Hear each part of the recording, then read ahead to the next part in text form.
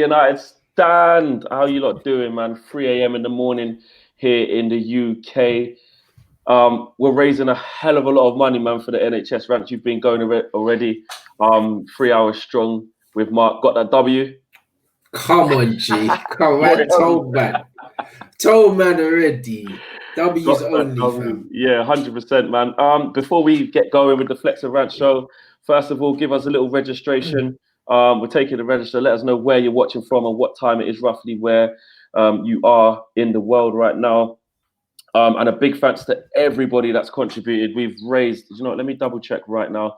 So we've raised £11,622, which is absolutely massive. Every little penny helps, man. Please try and go through to the Just Giving page and donate, because that goes straight to the cause. By doing it by super chats, that kind of has to get deducted, and YouTube will take a percentage of that. So if you can, the link's in the video description below. Hit that link and go straight to the Just Giving, man. It's crazy. It feels weird doing a Flex and Rant show at this time, like just because we're so used to doing it during the day at Tuesday at 1 o'clock or Monday when we actually film it. But it's mad, isn't it? Yeah, but you know what, bruv? Like, I'm not even tired. You know the ones there. Like, this is normal time for me. Man's got the Patron, blah. I got the tequila, bruv. You see my name here, blah. You see my name here on the bottle. Man got the custom tequila, bruv. Like, man's I can't even drink that stuff. Man turned all the way up, bro. Like, tequila is. Listen, tequila's my thing, innit? This is why, like, it's not for the faint-hearted, innit? Yeah, I hear you. Well, this is my tequila. You know what I mean? I got that too, but that's for after, you know. I'm still recovering from yesterday, man. Do you know what I'm saying? I really am. We've got Lagos inside the building. 3 a.m. in Lagos in Nigeria. What is it? The same time as here? 1 hour difference, I think, or the same hour. Okay. Yeah, they're in the same. Okay. Longitude or latitude. Mike one of them says I'm watching from Salford. It's 3:02. 9 a.m. in Thailand. Love that. Someone's watching from Acton. Alfie Telford says I'm still going. I'm still here. 15 hours straight. Dominican Republic. Sean from Trinidad. Love that, man. So there's a lot of people in here, but we have got a guest on today's show. This Flex and Rant show. So we're going to bring him here. I can see him waiting in the studio. He's almost like ready, like a boxer, ready to come out and stuff. Like, look at this guy, man. Like,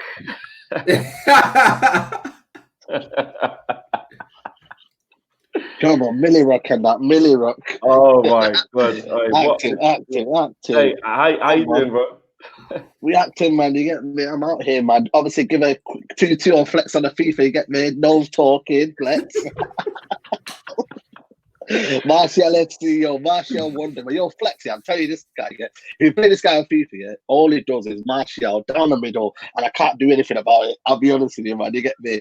I'm catching shadows and that, you know what everyone's saying. It's better what he does, bruv. This guy, bruv, you could be coming him up for like 60, 70 minutes. He ain't touched the ball. He just scores bare counter attacks, bro. Listen, man. One of them only gonna freestyle. My brother's like that, though. My brother's like that. Like, I will kill him like 70% possession, then like chip ball over the top to Harry Kane, bro. Like, just over the top on the break.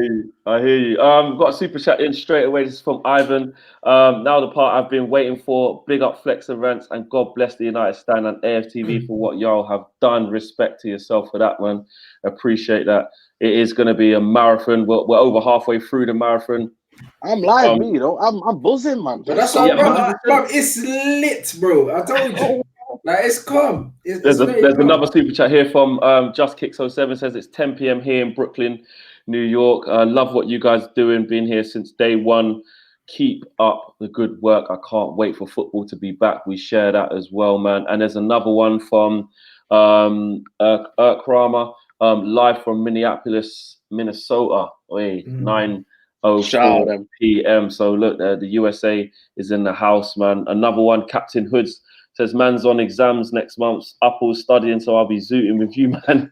Today, big up, man, like Flex, Rants, and Saeed. Hey, not too much zooting, you know what I'm saying? Not too much zooting at all, yeah? All right, cool. Do you know what? Let me ask you lot this first question. It's just come through here. Jamie Varley, we ain't even started the Flex and Rants show yet, but Greenwood or Martinelli? Thanks for the contribution as well. But we could have had both of them, bruv. Yeah, I know. We said nah straight away. Had man on trial and didn't keep him. I think that was a big L still. It was an L. What do you reckon? Is it too early to judge that kind of thing? Nah, he's got something in it. Like barring injury, you know when someone's got something in it. No, I mean him and Greenwood, like they've both got something in it, barring injury. Because with young players, it's genuinely injury, like or attitude in it. And from I don't know anything about Martinelli's attitude, but I know that he's come from what 2nd or 3rd division or something in Brazil and gone into the Arsenal team. So he must have a good attitude. He must have a good work rate. You know what I mean? Greenwood's got a good attitude, keeps his head down. So barring injury, I think both of them are going to be top players. What are you saying, sorry? You know what, man? I'm a realist. To get me, Greenwood is absolutely a maverick. Yeah, don't get me wrong. Realist, Greenwood's maverick. But for me, in terms of longevity and who's going to have a better career, I see Greenwood and Martinelli going on to bigger things. I can see him going into that Ronaldo mode, man. I like the kid, man. But in terms of actual quality, Mason Greenwood's got just a technique. I feel like Martinelli is a player that can develop into that style, but he's got it already. He's got it on locks already. Greenwood's got it on text. Yeah, I think Martinelli might have more to his game, but I think that Greenwood's got more quality. Like in terms of finishing, it's not a conversation, innit? Because Mason Greenwood can finish with the best of them. It don't even matter what age they are. When I'm looking in the Premier League, guys that can finish like Mason, like there's a handful, if that. Do you know what I mean? But Martinelli's all-round game, he's probably more complete. They're two different styles of players, isn't it? But Mason's quality, like Mason is special, isn't it? When I see that guy, he's special, bro. Yeah, like every time I say it, Mason shoot on sight, Greenwood, man. That's what he does. He's just looking to shoot from any angle, any position. Do you know what I'm saying? Rajat, thanks for the contribution. Says, cheers, Rants, following your example and having a glass of tequila. Love that as well. You know what, Rants, do me a favor. Can you just rub your lens on your thing? It looks a bit blurry. Yeah, just give it a little clean. You know what? So we're going to start the show of the topics that you want to do. You might have to wipe it again. You've got smear mark down there. No, it's the light. You know, hold on. It's the light. Yeah, rub it again because you got like a smear mark from when you just rubbed it the first time. Yeah. Okay. Yeah. Much better. All right. Right. Kevin Williams says Ollie Outshow Midnight Edition. Now, I've got these two on here. That, bro. I'm off that. No. Listen, that's what I'm saying. Right. I've got these two on here, and I know you lot at home were thinking, flipping it for Fetz is going to be stitched up here. He's got the two biggest Ollie outers going. Is it just going to be negative? Is it going to be all this stuff? And no, it's not, because what I'm going to start off this week's show, tonight's show, this morning's show, is I want you guys to tell me the positives that you can see Solskjær's done. I'm going to start with you, Saeed. I want you to name as much positives as you can. Rance is already trying to scrape the bottom of his tequila bottle, looking for the positives. I might have to take the whole thing. But it's all about positivity, no negativity tonight. Saeed, talk to me about some of the positives you've seen so far. Positive, man. It's warm out of Trafford, man. You get me, you know what I mean? Less empty seats near me. You get me, everything's warm in there. You know what I'm saying? That's about it, really. You know what I'm saying? I'm scraping barrels, man. You know what? You're scraping barrels for positives. You know what is that? You know what? I'll give it to him. I'll be real, because I'm a realist. To get me fine there, yeah. Well, be real then. Find some positives. The morale he's given to the football club, I give it to him. He's changed the morale of the football club. You get me? People want to come to Old Trafford now. People before, there was empty seats everywhere. People were moaning. I had some woman, man, her voice was going every week. You get me? Telling Mourinho, get him out. You know what I'm saying? Like, she was on one, you get me? So for me, it's changing morale of the football club. You know what I mean? Players have improved in terms of, you know, Rashford's knocked up a level, you know what I mean? In terms of like intensity, not in terms of his overall game, but intensity. You know what I mean? Players are playing with a freedom now. I like coming to Old Trafford now. I like players now. I like Fred now. Fred for me, you know what, man? Newcastle, mate. I was on him, you get me? Rashford as well. Listen, Rashford, you get me? All of them, man. I was like, listen, let's start again. Let's reset, you get me? But Fred, you get me? What a player he's been. You know what he's told him to do, yeah? Sit in that number 8 area and just roam around and just get the pockets and just, you know what I mean? Do like a Kante, maybe a Kante upgrade like Rant says, you get me? Just go in them little boxes, yeah, and just get the ball, feed it off, play it into wide areas, do them kind of stuff. And he's done that perfectly. People like Wan-Bissaka, you know what I mean? He's brought a kind of an energy into Man United. I give him that, you know what I'm saying? The football might not be great, but you know what? I like the players now. I couldn't say that about Van Gaal. I couldn't say that about Mourinho. But I like the Man United players. I like Fred. Earlier, like, we like the players now, bro. Like, do you know, we actually like them. And that's the difference. Before, like, under Mourinho, I didn't like the Fellaini, the Matic kind of football, innit? It was dead. now I actually look at the team, I actually like the players. Why do we like these players? Because Ollie's bought good characters, or Ollie's changed the way that they're playing? Why is it that I think what Ollie likes, in teams is the high intensity thing, and he just likes the passion and that. And you know what? The fans can relate to that, innit? Me personally, I don't care about all of that. However, like it's definitely helped, innit? Like Ollie's just like a passion guy, innit? Like, and the fans buy into that. So I think that you're seeing it now. The guys are running harder. The Fred thing was an accident, innit? He stumbled upon Fred. But you know what? As we said when we spoke to Andy Cole, boy, even Sir Alex Ferguson, the greatest manager of all time, stumbled upon Cole and York. It happened, it was, of course. Like, York was meant to be Cole's replacement.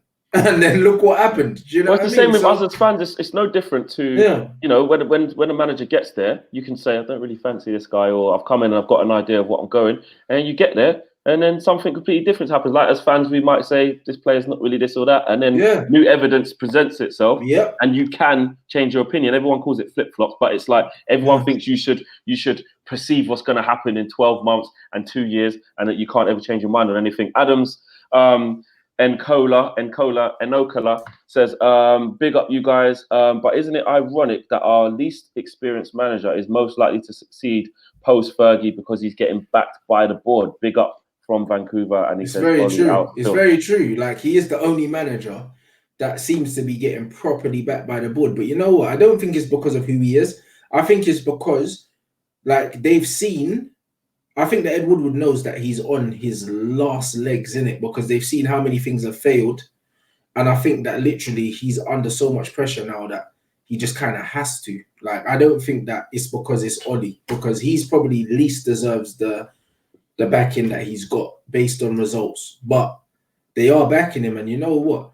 Like, when I look at it, even though I don't like this passionista crap, even the players that we're getting backed with, getting linked with, I'm like, all right, this is a bit better now. You know what I mean? I'm not getting linked to Arnautovic and Perisic and Willian and these man. Man, I'm getting linked to some actual ballers now, innit? So Ed Woodward did come out though, and he's someone that gets a lot of stick from the fans. He even said that the club are going to be doing things different and they've got a new direction in mind and all these other things.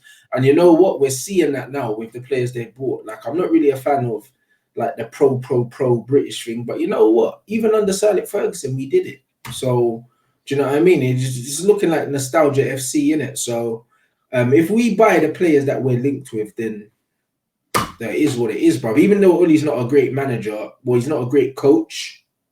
With those kind of players, bro, I reckon them players can do it themselves, bro. Like, even with Sir Alex Ferguson, he said it himself. Sometimes when he was the manager, he just said, you know what, guys, it's Tottenham. I don't even need to tell you what to do, innit? We'll just go out there and just roll them over. But you got to get, this is where probably my positivity comes into it. And just in terms of, like, if he still had to, he might have stumbled on this player and this individual player is good and this, but he still created that. And he's bought 5 players so far that have been, you know, good. Decent, and Dan James, don't get me wrong, is probably the question mark there that is still progressing and stuff, but he's been good.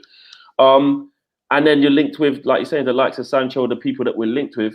You've got to break that, plus the players he's moved on, and just the feel-good factor that he's brought around it. And yes, you're right, it came from us winning, like, on the back of a bounce of a few wins, but he has created that and kept us on par-ish around the top 4 area, regardless of how. When you look at it, as crap as we've been, like, we only need to compare ourselves to what everyone else is doing, innit? Like, if we do it in that, like, as bad as we've been, we're still showing that actually, on our day, like, we're better than Chelsea. Do you know what I mean? On our day, we're better than everyone bar Liverpool, Man City, even though, like, it's been up and down, innit? So if we actually invest well, then I think that we can cement that distance between them, even without a top manager. Because for me, Chelsea's players, like even when Mark done the question earlier with Liverpool, what 2 players would you take? I look at Chelsea's team. I don't know who I'd take from them. I just played with them on FIFA and I was struggling against. You beat me with West Ham. Their defense and their goalkeepers are shambles anyway. They got that. I mean, it's only really Kante, from the midfield that I'd take. Kovacic is a good player, but I wouldn't take him. And when I look at their attack, I wouldn't take Abraham. You know what I mean? Or I wouldn't take any of them. But then it's weird in terms of But then Lampard's getting it right. Chelsea look like they're going in the right direction. They've got these young players, which, don't get me wrong, I think their young players coming through have done good. Tamori looks good. Reece James looks good. Billy Gilmore. The younger players, Mason Mount's done okay here and there. Tammy's done okay. And they're going to have to go through a big transition. But this ain't the Chelsea show. But it's weird how all of a sudden Lampard's like up there and doing the right things. And you can see this and you can see that. And Ollie's kind of right behind him. But with making some really good signings. Yeah, but you see with Lampard though, the difference is Lampard went into his first job and he went and he got Jody Morris, who's his mate, but also a very, very good coach.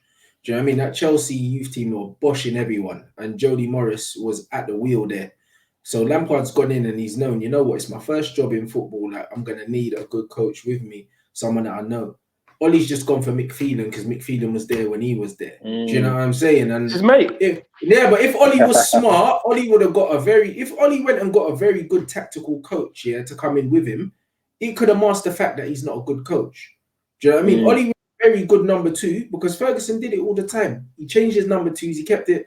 The best football we ever played was with Carlos Queiroz there. And you can't tell me that it was Ferguson because it wasn't. Do you know what I mean? Like, it wasn't. The Nani, Anderson, Ronaldo, 4-3-3, Tevez, interchanging, that was all Queiroz, bro. Like, not all. It was. Everyone's no, innit? Ferguson was giving the bollocking and doing the little psychology thing, but the saucy football, that's not. Everything worked. It fell into place. Before I come to Saeed, just going to read out some super chats. There's a lot here. Michael says there, big up from South Carolina, been waiting for this. Just scrolling down, there's so much. You guys are just keeping the contributions coming in, which is great. Toby Aldridge says combined United 99 side and Arsenal Invincibles, which we will get to that, so hold that thought. Thanks for the contribution. Big contribution from Rafa as well. I can't find the comment to click it, I'll put it on the stream. But he says, NHS, shout out to all the nurses and people keeping the UK safe. I live in the US, but gladly my folks are staying safe in the UK and with the help of delivery drivers. 100%, man. That is what it's all about. And thanks for the contribution. Really, really appreciate it. Trent says, Carol Baskin did it. That's all, guys. If you know, you know. If you know, you know. Yo-Yo says, whose career do you guys think nosedived the most after having big international tournaments showing like Balotelli or Rodriguez or Royston Drentford is another one that comes to my head. It has to be James, boy. Like, I think James is the biggest fall from grace I've seen, from player of the tournament to big Real Madrid move to nowhere. Like, wow. Like, nobody saw that coming. Yeah, I'd have to agree. What do you reckon, Saeed? Fall of grace. Who else was out there? Just so underwhelming, bro. Like, yeah, man. Literally, I remember like when Brazil beat Colombia, and you remember the picture of David Luiz with him. You know what I mean? And you thought, you know what, this kid's gonna have a massive career now. And then it's nothing. You know what? That actually leads me into the next part of the show, really, because we'll get back to some of the positives that Ollie's been doing and stuff like that in the current team. But I was gonna ask you guys about not just biggest flops, but also signings that we've made in the past, going back however long you want to go, that you feel either left too early, didn't leave soon enough. Bro, Ferguson has had some howlers, bro. Do you know what I mean? He is the don, but he's made some horrible signings. And you know what it is, yeah? You know what's brilliant about this? Because nostalgia, what it does, like, Ferguson is the greatest sports coach ever, arguably, innit? Like, some people say Belichick and that, but you know what? In terms of sports as a whole, like his impact, whatever. But you know what? Some of his signings, thank God we had such an amazing spine, yeah, at the club. Because when you look at the likes of the Liam Miller, God rest his soul, yeah, the Jembas, the Clebersons, the Obertans, the Dongfang Zoos, the flipping, what's the Portuguese? The Bebes. That's a good shout. The Bebe. Manucho, David Bellion.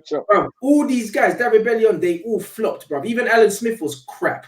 Bro, we signed Alan Smith and he only lasted 3 years at the club. And one of them years he played centre mid because he was crap, bro. But that one night, though, remember that one good goal against Roma. Roma. Oh, Roma, yeah. That's what I mean. But he was rubbish, bro. Like, we signed some dud ballers, bro. Sorry, what are you saying? For me, man, it's got to be the snake, man. Di Maria, man. And for me, when he came to the club, yeah, I was gassed, mate. I was like, yo, we have got genuinely a world-class signing. When he scored that goal against QPR, I was gassed, man. I was absolutely gassed. I thought, listen, 60 million we're talking in. Van Gaal, left-hand side, he was dominant. And then, remember the goal against Leicester? Even though we didn't win that game, that's what I'm talking about. That's when I thought he's arrived. Like, this is the player we've always needed. Him, and another player called Falcao. I don't remember that goal, Radamel, bro. There was a picture, Van Persie, Rooney, Falcao, and Di Maria. They're all like, come down here, let's take a group photo. That group photo, is the biggest flop that United have done ever, man. Period. On paper, that was the coldest line that we had. United never really had like Galacticos, like, do you know what I'm saying? Like, even when we won the treble, when you look at that squad, it was like really in it. Like, when you imagine if you're doing FIFA ratings for that squad, at the time, like there weren't no 90s in that squad. You know what I mean? Only maybe Yapstam, like is the one that we shouldn't have let go in it. Like, man, forget how good Yapstam was, because we didn't keep him for that long. But Yapstam is the best centre back that I've seen play for. He was a joke. I could just sign man and just win the treble straight away. Yeah, like that's how good he was. Do you know what I mean? But because we didn't have him for a long time, a lot of people don't include him. Like, when I do my Premier League all-time Premier League team, he plays centre back for me. Oh, that's a good one. So it's one of them ones. Yapstam left too soon, but when you look at the Henningbergs, the Ronnie Johnsons, Wes Brown, do you know what I mean? Like, bro, all these men, with all due respect to none of these men ain't touching 90 in FIFA, none of them. Yeah, of course. Do you know what I'm saying? Only Peter Schmeichel. Only Peter Schmeichel. But what they were is good, like good solid professionals, good efficient players. Only Peter Schmeichel. And to be fair, with players like that, which we'll discuss later on more in the show, which we'll get to, so we don't go too much now. But players like that kind of prove that if you have, like you said, a strong spine with your odds, with one or two top notch, and workman-like, it can work. Maybe not so much now because of the levels that maybe City and Liverpool have set. But even if you look at actually at Liverpool's team, especially in midfield, which is their most questionable area, it absolutely it's greater than the sum of their parts because they've got a brilliant manager, probably the best one in the game at the moment. Which is basically what we had when we was able to play some average players or players who would never really get into the heights of top European football, but within our system, under the best manager ever, it worked. Yeah, absolutely. You can see there, Lure United says Van der Gaal, Taibbi. Remember Taibbi? Massimo Taibbi.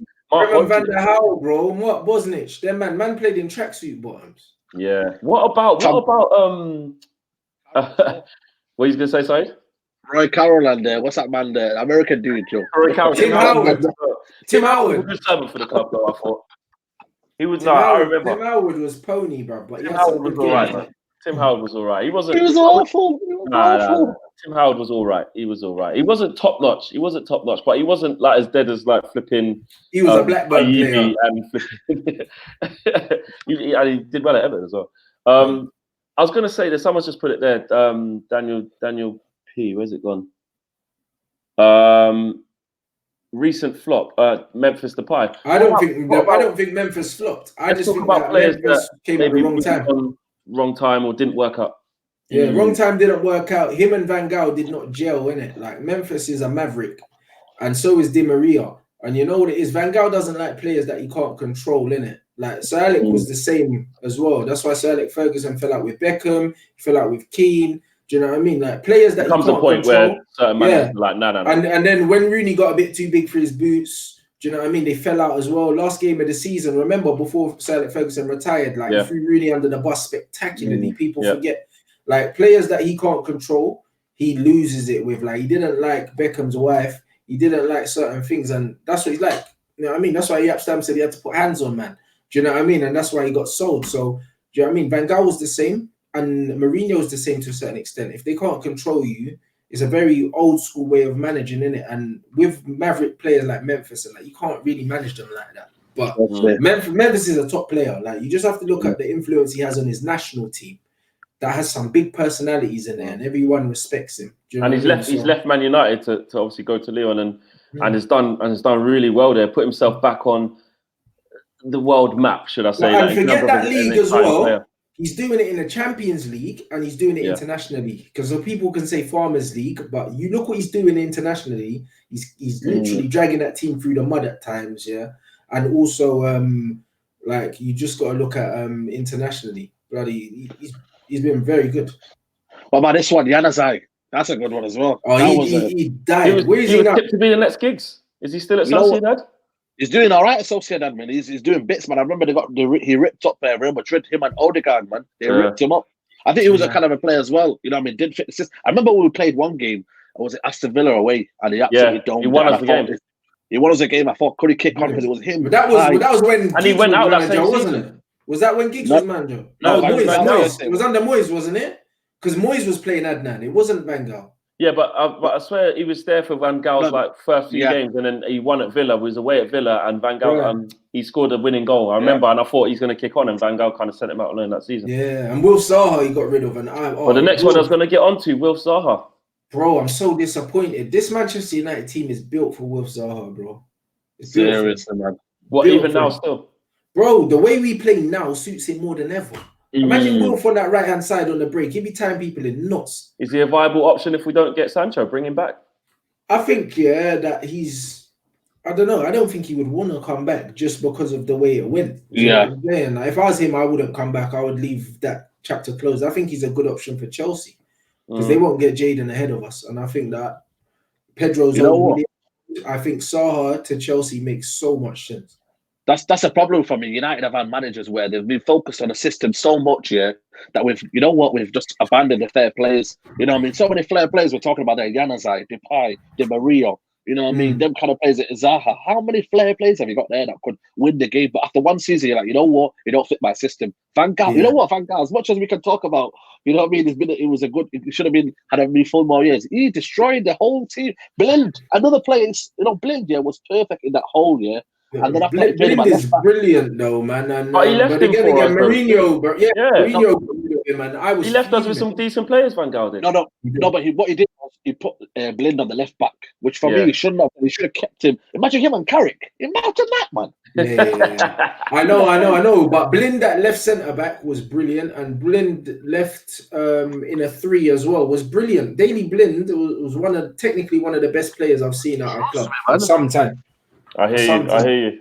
Jason Wells, thanks for the contribution here in dollars. Salute to you guys from Washington, DC. Hope you're safe out there, bro. Have you guys seen the recent Pogba clips on Instagram? Of course we have. He's the most talented midfielder in the world. Hashtag Pogba FC, stand up. Some of the skills, for certain people who don't understand what Pogba epitomizes and how skillful he actually is. And yes, people, maybe some of the old guard who don't care about flashy tricks will say, I only care what he's doing 11 against 11 on the pitch on a Saturday. I get that. But some of the things he was doing with the ball was unreal. For such a big guy, he just oozes class. He's got absolute tech. It's something that we don't even really need to talk about. We done know that he's got that. Between him and Zlatan as well. Zlatan, a big guy with some absolute tech as well, which was great to see. And Loz from the True Geordie podcast from the kickoff was on earlier with Mark, Liverpool fan. And I liked what he said about Pogba, actually. He said there's very few players. He said he's seen him play live 3 or 4 times. And every time he's seen him play, he's in awe of him. And what he means by that is there's certain players that you look at and you say they're athletes. And he used an example. He said, you wouldn't look at Coutinho or Bernardo Silva and David Silva when you see these guys and be like, they're an athlete. They're just big, strong, powerful, glide across the pitch. And he said when Pogba just has this strut, this glide across the pitch that no other player can do. This comes from a Liverpool fan. He said he is phenomenal, and he actually went on to say that he would take him and Fred into their midfield and place him with Fabinho, take out Henderson and Wijnaldum. Is what he said. Fabinho. That's what he said. Yeah. No, he played them with Fabinho, so you go Fabinho, Fred, Pogba, take out Henderson and Wijnaldum is what he said, which is saucy that. Very, very interesting. Just getting to a few more contributions. There's so many coming in. Guys, let me just do a quick update. We're up to 2,500 pretty much watching live. Let's try and get that up to maybe 3,000 live if we can. Keep pushing that. Smash a like on the video. And most importantly, we're raising money for the NHF 24-hour stream. We're way over halfway now. And it's going absolutely brilliantly. We have raised a grand total of, let me just refresh the page. We're nearly pushing up to that 12 grand. We're at 11,848 now, so it's crazy. When we first came on, we've got a good 400 quid extra. I think 300 or 400 quid extra since we've been on. So it's absolutely sick. To be fair, you know what it is as well. What I'm really proud of, which me and Rants were saying earlier as well, Said, and I said it to you a little bit as well. The fact that, you know, fan channels are sometimes classed as toxic and not this and not that and not this and that. And we're not trying to throw shade, but it is so good that we're able to use this so-called toxic, fake, rubbish platform to do so much good for so many. And that is what I'm proud to be part of, really, isn't it? Yeah, that's it, man. It's all about positivity, man. You get me? If you're gonna hate on positivity, then you don't say that's just, you gotta look at yourself. Then you get me? You gotta look at yourself, mate. Facts. Yeah. Bayern now says, love Pogba, thanks for the contribution. A real Don like Thiago. Hey, Thiago Alcantara. I remember thinking, why don't we ever get this guy? You know what I mean? I remember he's an absolute baller. I rate him highly in the I think apart from, I think he's the only midfielder outside of Pogba that I think has that level of ability. The level of ability is a joke. Yeah, he's got absolute tech. There was one I was going to put to Rants as well. I can't find it. He's another one that David Moyes wanted, to be fair. Yeah, David Moyes wanted everyone, man. You get me? No, but he did though. Like, he genuinely did want everyone, bro. Like, David Moyes came in, even though he messed up getting rid of Phelan and that. David Moyes wanted to spend some money. Just got to show it. Yeah. You see, back to because we didn't quite finish off. Back to the players that left too early and maybe came at the wrong time. Here's a good one here. Danfield, Andrei Kanchelskis left too early in some ways, but made way for the next generation. Like, hold tight, the old school people who know about Andrei Kanchelskis. He was a fantastic player. Look, but you know what it is, yeah? So Alec made the choice, innit? He made the choice, and you know what? You can't argue with it, mate, because look what he won. 100%. Look what he won. Do you know what I mean? When he look at this one. Look at the screen there, guys. Cleberson. Flop. Great World Cup. Flop, mate. Varane again. You know what? Again, no, I don't think Varane flopped. I think that Varane was put in a situation that didn't favour him. I don't think it was Varane's fault. Like, if you understand football, then you understand a player like Juan Varane needs to be the guy that the team plays through. So you can't play him with a Keane or a Scholes because they demand too much of the ball, innit? So I thought that Varane was set up to fail playing in that system. But I think that Ferguson learned from that. And then he got rid of Roy Keane and brought in Michael Carrick, who's a similar kind of ball-playing midfielder. Do you know what I mean? So I think that's most underrated player, 100%. English player ever, probably. Like, it's a joke. It's a joke. Mate, better than Keane, mate. You said it the other day. Yeah. Tell you, man. Better than Keane. For me, bro, all day. For me, all day. He wasn't more influential than Keane. He wasn't more influential. He wasn't more influential, but he was better. Listen, all right, listen. All right, let's talk about this. Let's go to the comments as well, yeah, because I know you was trying to push this the other day as well. No, Saeed, I'm with you, bro.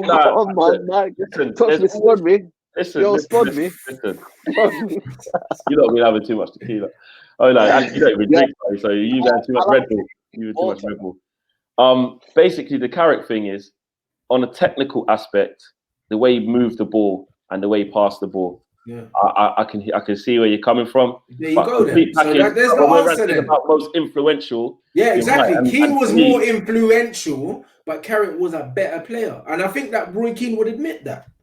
I think he would, because Roy Keane didn't come out. Roy Keane's come out saying that, you know what, I wasn't amazing on the ball or whatever. Same as Pep Guardiola. Pep Guardiola said, listen, I was a water carrier. Like, I wasn't a great footballer. Do you know what I mean? Like, these men know their levels. Michael Carrick was levels, blood. Michael Carrick was levels, but that doesn't always make that doesn't, just because Roy Keane can say that wasn't as good as Ball and that, it doesn't mean he's better than Roy Keane. Roy Keane had so much. What is better though? What is better? What is better? Like, what are you trying to say is better though? Exactly. He could travel with the ball a lot better than him. He could win the ball back a lot better than him. No. And he was just a maverick, man. Come on, don't get me wrong. All right, Flex. Here's my thing, yeah. When you say win the ball back, yeah, Roy Keane was more physical, but the difference is Michael Carrick won the ball without having to tackle you. Yeah, I hear you. He was in front of you and said safe. Oh, and put it this way, yeah. When the going got tough and all that, yeah, Roy Keane's just there, front line, animal. Like, for me, and that's the personality thing, and that's a style thing. So it depends on what you like, innit? 100%. That's what I'm saying. For me, it depends on what you like. But when you talk about pure football as in the whole game, there's only one winner in it. There is. However, there's different influences. There's different influences in the game where Roy Keane's personality made him what he was as a footballer. If you took Roy Keane's aggressive and his tenacity and all of that out of his game, it'd be a dead baller, man. You don't have a baller there. Not really. Yeah, but sometimes them characteristics never leave the player, so they're a good player for the whole of their career. No, I know. Listen, that's not taken away from Keane, bro. He's the greatest captain in Premier League history, bro. Like, no one can argue that. And if they do, like, I'm not having it. Do you know what I mean? Well, there you go. And that's what I'm saying. Carrick wouldn't have done that. But so he's better. As a footballer, Michael Carrick is ridiculous, bro. No, he says Carrick was not better than Roy Keane. Keane was a lot better than you're making out, says Callum Petit. I'm just looking at some. I'm not making out anything. Michael Carrick came straight back in after we were on a crap run of winning nothing and started winning trophies again. Who remembers that? Keane all day. Wales. That's not what we need to see right now. Carrick was class. It's kind of mixed. You remember how crap Manchester United were in that little spell in between like 2007 and I'd say 2003. But we had like 4 years where we were just dead, brother. Man had Tim Howard in goal, Quinton Fortune, and them man were kicking. We were whack, bro.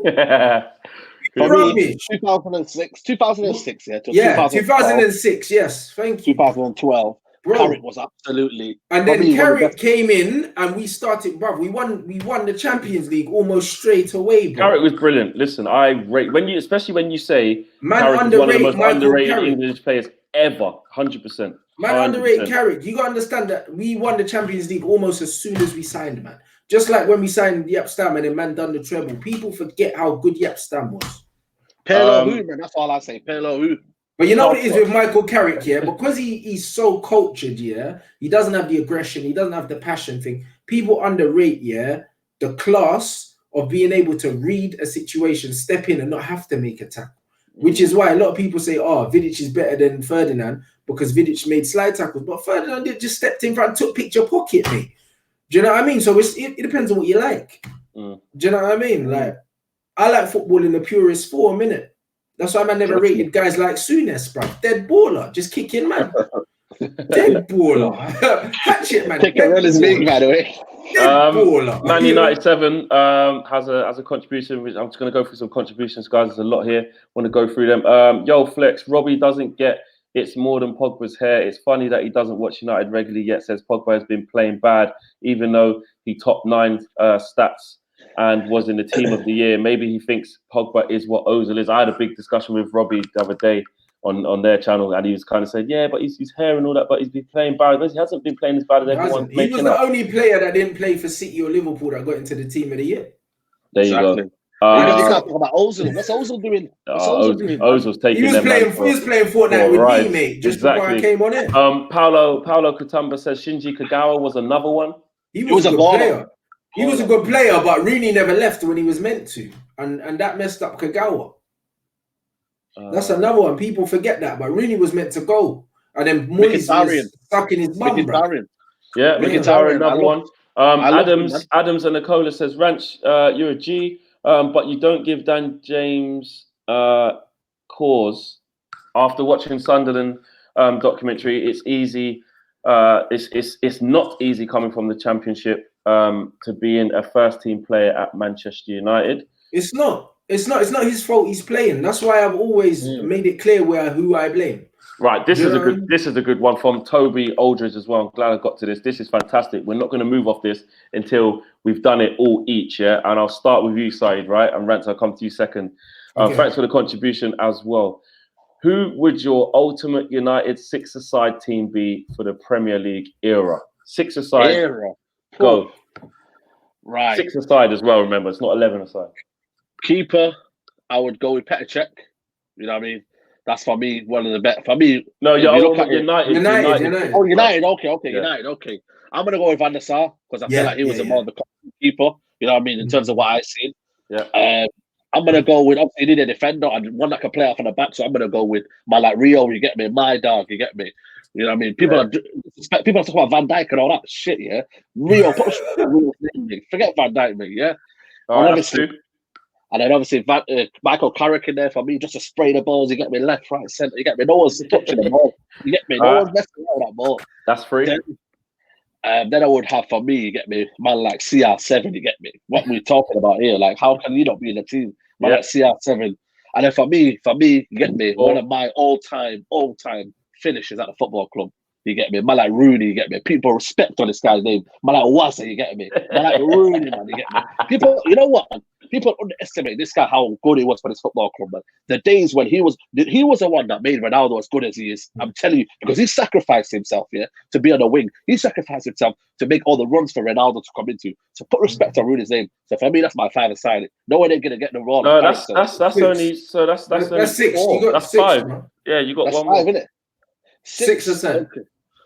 What we say? We need a little bit. So you've gone Van der Sar. You've gone. If man's saying Ferdinand. Premier League era, and I can't have Pogba, if that's what man's saying, is that what man's saying? You can. No, that's Premier. Well, then if man can have Pogba and you ain't got him in your 6-a-side team, you're smoking spice. You know what, man? Hold on, Rants. It's not your turn. Let him finish. I was gonna go with in terms of like era. So I feel like Pogba's a player. Whole Premier League era, mate. So from 1990, he's the most techie baller that man's had all the way through. So you know go what? on, carry on. Let him finish. Rants. Go on. Ooh, do you know what? Let me look at this, man. Rants has got in his head. I like Pogba, but I'm trying to think. You get me? Like, you know what? I'm gonna put RVP in there, man. I'm gonna put RVP. Blood, are you mad? Oh, listen, RVP.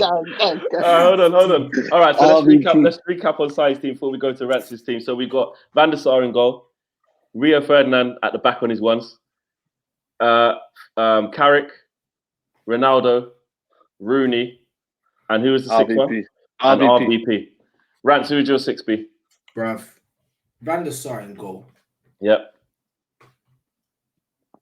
Has to be Rio. To be Rio. Okay. Tech City, bruv. Yeah. Pogba and Scholes in there. Okay. So that's 3. And you got 2 more. RVP, bruv. Yeah. Without a doubt. Do you know what I'm saying? And who else are we gonna put in there? You know what?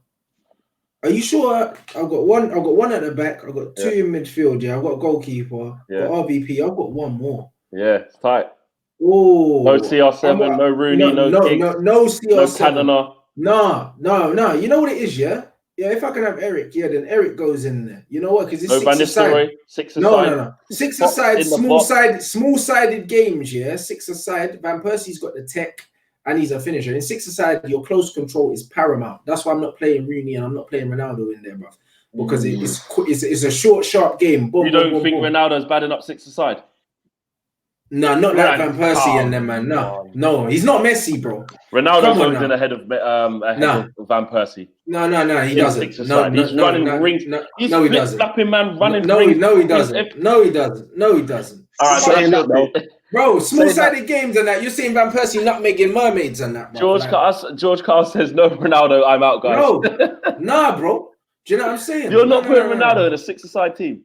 Not ahead of Van Persie, no. I need goals in it, bruv. I don't need stepovers, blood. Man, you need goals. This is a team. This is a team right here. Hold on. I'm a guy that plays 6-a-side. When you play 6-a-side, you understand that it's a very short, sharp, fast game. Good shout. Look at that. Man ain't doing a minute. See, and there's no Ronaldo in there. Exactly. CR7. Oh, there is. See, up until I saw Ronaldo, I was like, cool. But Ronaldo don't get in front of Van Persie for me because Van Persie's a notcher and he's techie. Tight spaces, bro. Messi operates in tight spaces. Ronaldo, get the ball at his feet, rocket from 35 yards. But guess what? It's a small pitch, bro. You know the ones there. All right, cool. I'm going for Van der Sar shades it. Because I was thinking about De Gea, or Schmeichel, sorry. I think about Schmeichel because shot stopping was brilliant and just coming out crunchy man in small sided 6-a-side. I think Schmeichel could be. I'm gonna throw it just to be a bit different. I'm gonna say Schmeichel. Even though it probably should be Van der Sar, I'm gonna be a bit different. Schmeichel. It has to be Rio. If you're playing 6-a-side defense, you need Rio. And then in midfield, I'm gonna go for Scholes, dictator. You don't have the wrong answer. Really. Yeah, 100%. Scholes, dictator. So that's 3. Then I'm going with Ronaldo. He has to play in my team. He has to. Eric Cantona has to play in my team. That's 5. And then my 6th team is Rooney. Okay. Yeah, so that's my 6. 6-a-side football. It's not 11-a-side. Yeah, that's exactly. Why I picked very hard. Look at this one here. Van der Sar, Ferdinand, Stam, Pogba, Scholes, Martial, That's a very, very good team, bro. Because it's a 1 or 2 touch game, bro. And Ronaldo's not a 1 or 2 touch player. No. Do you know what I mean? That's why I didn't pick him. It's not because he's not one of the best players to play for us. Stam, Keane, Scholes, Ronaldo, Cantona. Very good team again. Like, it's very hard to get it wrong. We had some bloody good players. Rio, Scholes, Pogba, Rooney, CR7. That's what we've seen before. Never said not one of us has mentioned Beckham for 6-a-side. Ah, Beckham's not a 2-touch baller. No crosses, man. 2-touch baller. That's why I've got Scholes in this. No one said Berbatov's name. No. You know what? That's a good one. In 6-a-side. But again, with no space, bro. I'm thinking about the game. I'm not thinking about the player, innit? Because even with Beckham, yeah, the reason why I picked Scholes ahead of Carrick is because Scholes' 2-touch game is better in tight spaces. Ball around the corner and all that. That's what you got to think about, bro. That's why I picked Van Persie ahead of Rooney as well, because there's less space. That's why. So if he's a bigger pitch, running around, Rooney's got more legs. But Van Persie, man. Okay. Another contribution from Mohammed says, love from Norway. Even if the NHS is in the UK, this is a worldwide problem, and that's why everyone has to help. 100% respect that. P.S. Ollie is trash. It does not take much to win the league in Norway. Trust me, we will never get anywhere with him. Strong words there. Let me go. More. Here. Let me see. We're up to 2,500 watching live, which is good. I'm just refreshing the Just Giving page. Wow, look at that. It is soared up. Guys, guess what we're on now? We are on 12,319. That is crazy. Last time I checked it, it was at like 11,008. Absolutely crazy. It's going for a great cause. The NHS are out here working super hard, man. Like it is crazy, and as are loads of people who are in key worker jobs and positions that they have to put themselves into and be vulnerable and put it out there. Do you know what I'm saying? Very interesting. There was a player that I wanted to talk about earlier and I forgot to mention it to you. Bastian Schweinsteiger. He was a baller, bruv. Mourinho shagged him, bruv. He put man in reserves. He put what happened? Mourinho shagged him, bro. Like, had man training him in the reserves and that. Like, you see the way he disrespected Bastian, yeah? That's why I knew Mourinho was a prick, fam.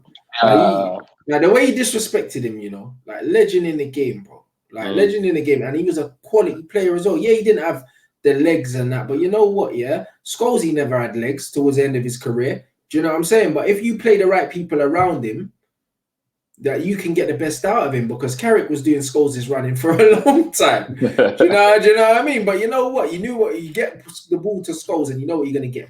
And that was the same with Bastian. And instead of playing the right man around him, he just shagged him, innit? But Mourinho's shown time after time, like what he's doing with Ndombele now at Tottenham, he gets it wrong, innit? Like, he doesn't know how to handle certain players. And Bastian, like, that's one of the worst handling of a player that I've seen at the club. Why do you think it didn't work? Side? Do you think there was anything that Spider One says there? Bastian was on the decline. He was coming to the end. Was it too late for Schweinsteiger to come into United, or we should have got a lot more out of him? He came at 30, man. He came at 30. Is that old? I don't know. If that's, for me, that's not too old. You get me? No. He came when he was 30 in the summer. For me, imagine him and Carrick in that midfield, man, just bossing the game, man. You know what, Mourinho, he failed a lot of people, man. Him, Mkhitaryan, you get me? What a player he was when he came, you know what I'm saying? And for me, Bastian Schweinsteiger came, but then the problem is he never played him. And then I remember that game against West Ham, I was there, and oh my days, the stadium, I've never seen a player, get so much support like Bastian Schweinsteiger. Every single person was on their feet. You get me celebrating. The crowd were really behind him, especially when they heard that Mourinho was chucking him in with the kids and stuff like that, and saying, horrible how he treated him, man. He could be our CEO now, man. He could be a person that could be linked to that football club and be, you know what I mean, that could do something in the hierarchy. And instead of going back to Bayern, he could be our, like, I'm not saying like, director or whatnot, but he could be a person where he could, get the youth talent and players in Germany or whatnot. And he could have been our link. To be honest, Man United have absolutely destroyed them kind of players where, when they retired, you know what I mean, they've just like almost messed up on them, man. It's a bad taste, man. It's not good for man. You get this? So for me, a wasted talent, man. He could have been there for 3 or 4 years and done bits, man. Could have done bits. I hear you there. I want to do this one. Start with you, Rants, this time. Top 5 signings post Fergie. Wan-Bissaka is number 1. Straight away. That's what he did. Yeah. He's number 1. He's number 1. No, he doesn't. I don't think I've seen him drop below an 8 out of 10 maybe once, bruv, and that was against Watford. Only because he gave away the pen, bruv. The geezer's unreal, innit? All right. Wan-Bissaka's 1. 4 more. I'm gonna Post-Ferguson. Harry Maguire. Yeah. Beckenbauer. Rants is going with all the other ones. Wow, what a surprise. Yeah. Paul Pogba has to be for me. Like literally, it's a joy to watch that guy play football.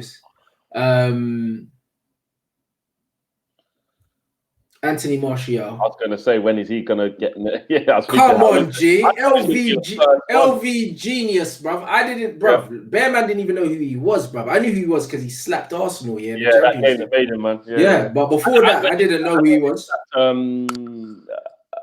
Not Chelsea. Was it Man City? Monaco. Which game? I can't remember. I just remember when he clotted Arsenal. They definitely smacked them at the Emirates. So, he's a football player. Yeah, and best, well, best or favorite, because can we say even if they're not flop though? Can we do this as well? Even if they're not, mate, it's whoever you think the top 5. It's not fact, it's opinion. Yeah. Okay. Well, out of all of Van Gaal's signings, I liked him, and to be fair, I like Daily Blind. To be honest, I think that Daily Blind, was amazing. I think he was a brilliant player. You know what I mean? So maybe my number. Saeed, what's your 5? Obviously, Paul Pogba's probably that Stormzy track and all that, man. You get me there? You know what I'm saying? Like, that Adidas deal was madness, you get me? For me, you get me, it's Paul Pogba. Another one, man. I don't know how you don't mention him, man. Falcao, man. I remember, I was going to Zante, I remember I was going to Zante. Shout out to the Zante man, you get me? I remember, and I was about to fly to Zante, and bro, I heard it was on the jet, innit, on the way up. I was on a jet, man. I went, yo, we said Falcao. And everyone was like, yo, what's going on? Like, chill out, mate. Falcao for me. Oh, man. But he, I know we said there was no rules like top 5 signings in terms of who I. The Falcao gas was mad. All right, so you got to put Di Maria in that then. Yeah, Di Maria. That's what I'm saying. Di Maria's going in there for me. For me, Di Maria's going in there, so that's 3. Obviously, Wan-Bissaka's going in there. That's 4. And then for me, let me see. You know what? I'm not gonna lie to you, man. It's gonna be Lukaku. You reckon? It's gonna be Lukaku for me, because when we bought him, I thought, bro, we got a striker here for the next 5 years. I really do, man. And that's another player. As much as I slate him, and as much as I say, you know what, it was poor, we didn't get the best out of Lukaku, man. We did not, man. And I feel like it didn't work out. If we're honest, it was. I didn't like him in terms of how he played football, but it was the club's fault. If you buy a player like Lukaku, the same with Pogba. If you buy a player like that, you make sure that you put them in the best possible conditions to get the best out of them. We didn't do that with Pogba. And we didn't do that with Lukaku either. Do you know what I feel like Saeed could have had his own section there of like the players that had the most hype when they signed, but maybe flopped, because you got Falcao, you got Di Maria, you got Lukaku kind of fell off the band. You got Alexis Sanchez, who could have gone into that as well. But fair enough. Okay, so mine would be definitely Martial, definitely Wan-Bissaka, definitely Pogba. Them 3. I liked Mata when he came, because I thought that would be good. I know it was at a time where we weren't really doing much, and we flew him in on a helicopter. I remember when he was landing down, and Moyes was like just trying to do some business. But I liked him. I liked Mata, so I'm gonna chuck him in there, because I think he gave us some good service, and around that time was doing quite well. Bruno Fernandes is a weird one, because it's only been two couple of months. But people forget he only played 5 Premier League games, when everyone's got their bit. I feel a bit crazy saying him, so I'll probably leave him out. I'll probably say the last one would have to be Linda's up there, because he did well. For me, when I'm looking at it, Harry Maguire, like we hadn't brought in a defender that could really chat to Vidic and Ferdinand until Herrera. Impact. Yeah, he had an impact. In terms of it, Harry Maguire is having the kind of impact, that them man had. He's not as good as them, nowhere near, However, in terms of impact, he's had that kind of impact, and that's the kind of player we've been missing. Do you know what I mean? So I think that he has to. Memphis Depay. I love Memphis, bro. Like he's a player that I like even now. But the hype around him, I was gassed with Memphis. However, like we didn't get the best out of him. He falls in the Lukaku category of, do you know what I mean? We could have got more out of the kid. Zlatan as well. Yeah, exactly. A lot of people said Zlatan in there as well. But you know what? I want to say about Zlatan though. I've been watching the amount of goals that he could have scored in that season, and Pogba would have had more assists. Bro, honestly, even though he scored loads of goals, he was poor, bruv. Like he missed 2 out of 3 chances in that season. But threw Pogba under the bus with some of the misses because Pogba was like, you know, Matic. Nah, he's like Ricky, Nah, he gassed me one game. That's West Ham. One game. The first season, everyone was like 40 million well spent. They were saying West Ham game. That West Ham game. Yeah, but that was only last season. In Matic's first season, you're right. First season, people were thinking. We were saying Chelsea. Oh, you got Bakayoko. You're going to give us Matic. Oh, brilliant. Yeah, all right, cool. First season, we thought Matic was. Be honest, Saeed. Come on. All of our problems, But when I heard we wanted him, I wasn't happy about it. Yeah. But when he came, Luke Shaw, actually. What about Luke Shaw? Luke Shaw, when he came in, I was gassed. Luke Shaw, because I remember seeing him at Southampton doing bits. Luke Shaw was a mad one as well. Right, that was a Moyes signing, wasn't it? No, that was an LVG signing. LVG.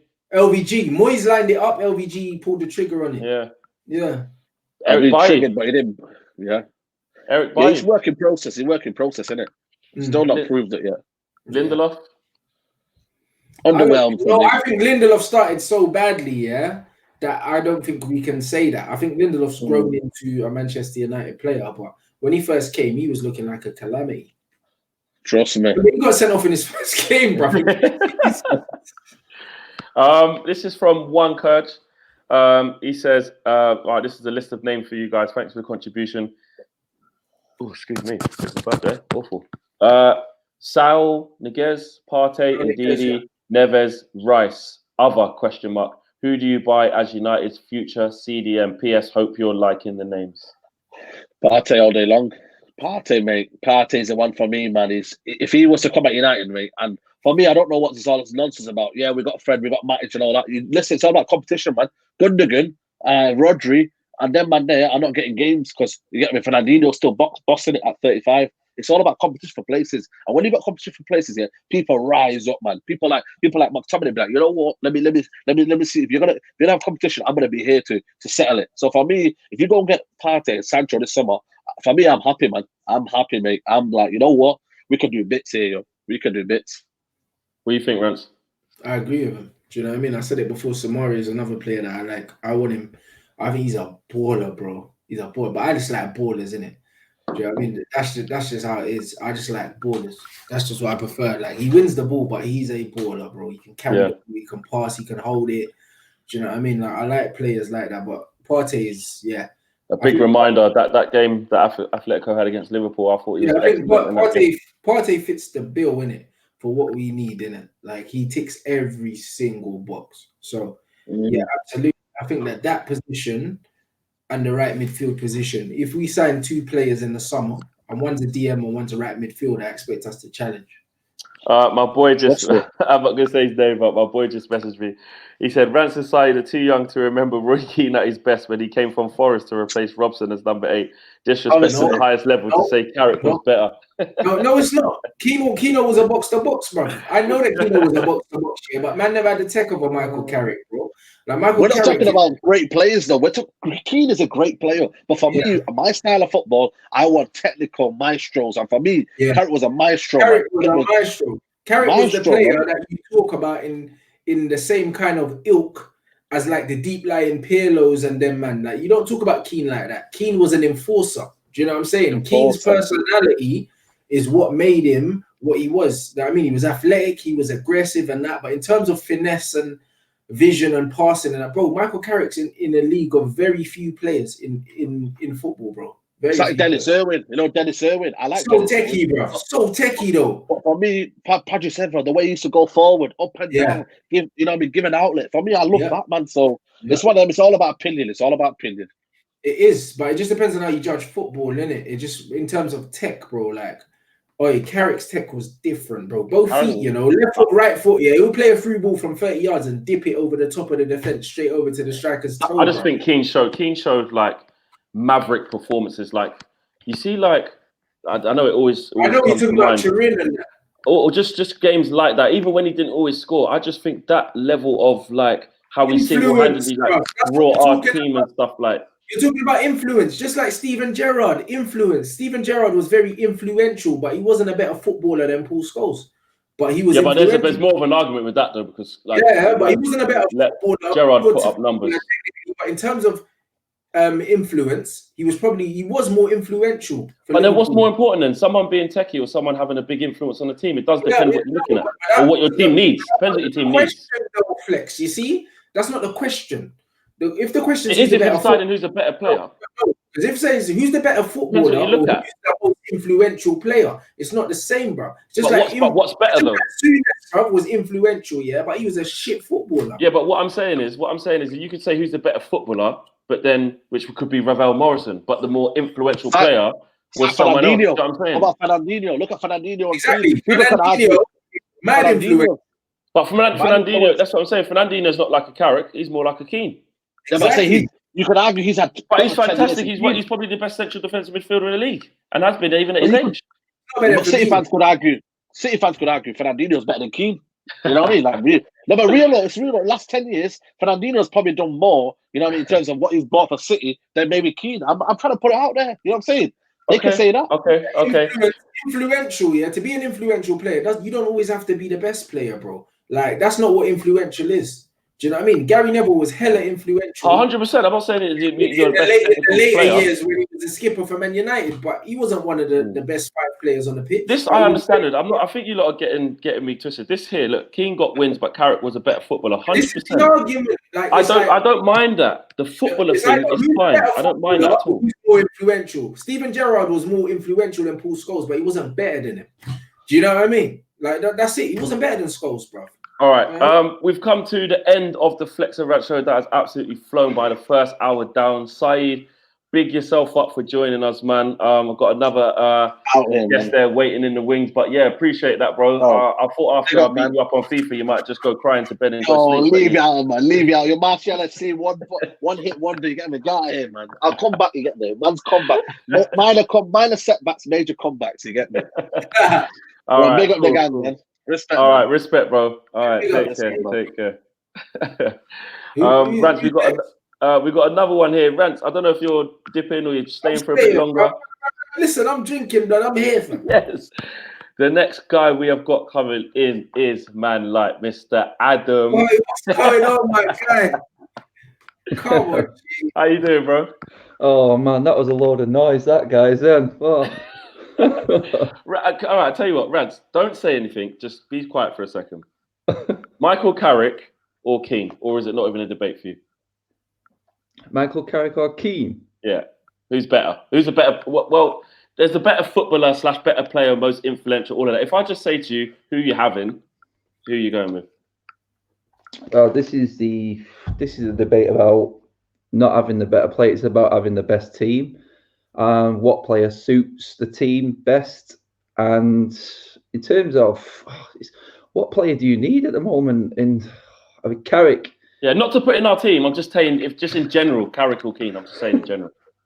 I mean, I love Roy Keane just because that's the way I played as a footballer. I like that type of player, but in terms of footballing ability, Michael Carrick's the reason why England didn't win what they should have won back in the time.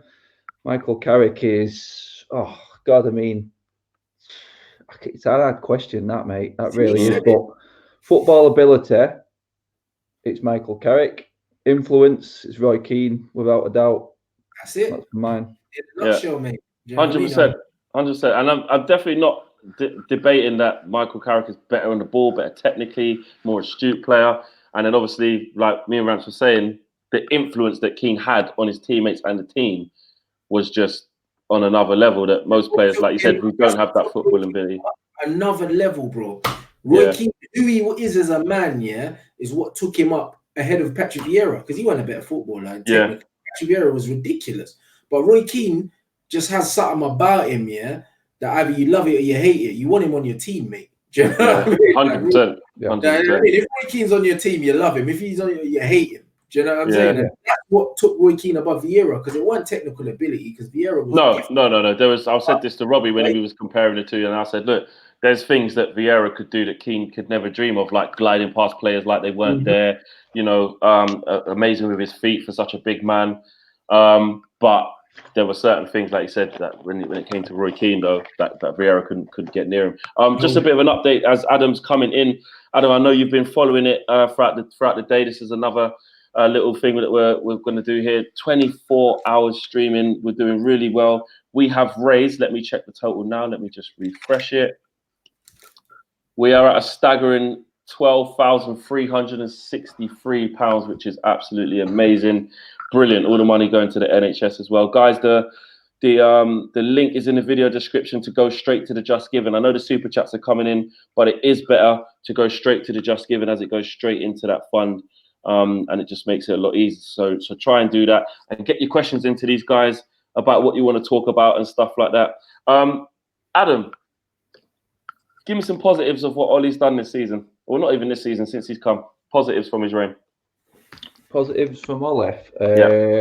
Well, we spoke about it quite a bit, haven't we, really? It's the players that he's brought in. To be honest, the mentality that he's brought in of the players. It seems like his transfer structure has a visible look of it, of where he wants to go with his transfers, rather than the scattergun that we had before. That's definitely something that is a massive positive for me. I mean, he's brought in Maguire, he's brought in Wan-Bissaka, who has been, like I heard you guys just going on about it there, then to get in a player like that and have him slot straight in as easy as he has slotted in. So I'm just looking at Rants, looking at that comment. That's how I put it up. So go on. Carroll, Adam. I just seen that as well there then. No, it's for me, it's everything he's done off the pitch. The players that are leaving are the right ones I would have had on my list. The players that are coming in are the right ones that the ones I think that we should be looking at for where we are right now. I think you look at it and he's not come. Yeah, he's said a lot of things about United being back to where we actually should be playing football. I understand that, but right now the realistic look on it is we need to get back to another level. Ollie is a stepping stone for me in the journey where United need to be to get back to where they should be. And I think he's sort of accepting that now in the way we're going at it. First of all, we need to get rid of a lot. Then we need to start building a mentality again. Then we need to sort of solidify a top 4 spot. And then there's a next level beyond that. Whether Ollie is the man to do that, I'm not too sure. I've still got my doubts on that. But right now he's doing what is needed for us to be moving to that next level. And I think that's the main positive that Ollie's took on. It's sort of we're only just seeing a sort of more, it's not convincing isn't the word I would use. I would say we're seeing a sort of, we're reaping the rewards of the players that are coming in and the way that we're playing football now in terms of how Ollie was going about it or how he wanted to go about it. But we're still another 2 or 3 levels away from where we should be. So me, the main positive that we've got from Ollie is I think now he's accepting his role in what is going on at the football club. I think we are, it's hard to say we're not where we should be, but in terms of where we're going, in terms of these stepping stones we're trying to build up, we're on the right move, I would say, right now. And it looks like the atmosphere around the club has changed as well. We've seen some crap and some hanging horrible atmospheres this season, haven't we? It's been bad sometimes. Fair enough. So a lot of positives there. Rants has had his say already. Don't be too surprised. He did actually come up with a few positives as well. So just to let you know, before you come on, Rants did find positives from Ollie. What he did say, about our recruitment. This is actually, as he said, this is the first time I'm seeing recruitment, And you know what kind of player Ollie likes, innit? He likes them British, he likes them hardworking, all of that, But you know what? when you look at the players he brought in, like at least even though I don't think he's a good manager, like well, he's not a good coach anyway, but you can see what he's trying to do, bro. Yeah, 100%. Do you know what I mean? And like I think that he's had a very good audition for technical director, because I think he's not a very good manager, but you know what? In terms of recruitment and what he identifies, like not too bad. Even the Grealish thing. Grealish is a good squad player. If you get rid of Jesse and Pereira and you bring him in, do you know what I mean? You know what? That's all right. Do you know what I'm saying? When like the players we're getting linked with, I'm like, you know what? This is all right. You know what I mean? It's got a bit of Sir Alex Ferguson about it. Do you know what I mean? Like he would have liked a Grealish. Do you know what I mean? He would have. You know what I mean? He does the odd Daniel James terrible signing, but it does all right. Do you know what I mean? But it's like it's kind of like that, bro. Do you know what I mean? So when I look at that, do you know what I mean? Like in terms of the recruitment, like you have to say that all of the guys that he brought in, like, they've been sound. There hasn't been one where I've been like, you know, this is absolute catastrophe. Yeah, and every other manager, 5 out of 5 so far. Yeah. And then when you look at Mourinho, how he likes to recruit, and then he brought in Fred. I love Fred, but Fred don't fit the profile of a Mourinho player. It didn't make sense. Do you know what I mean? So, like, you look at all these other managers, when they're bringing in players, the team, it looks like they're just bringing in random players without the thought of a style of play or whatever. Whereas at least with Oli, like, all the players they have something in common, innit? So, like, I feel like we are definitely going the right way, but I just think tactically, to take us to the level that Adam's talking about, he ain't got it in it. But he's doing well in that department, absolutely. I like this question from a super chat here.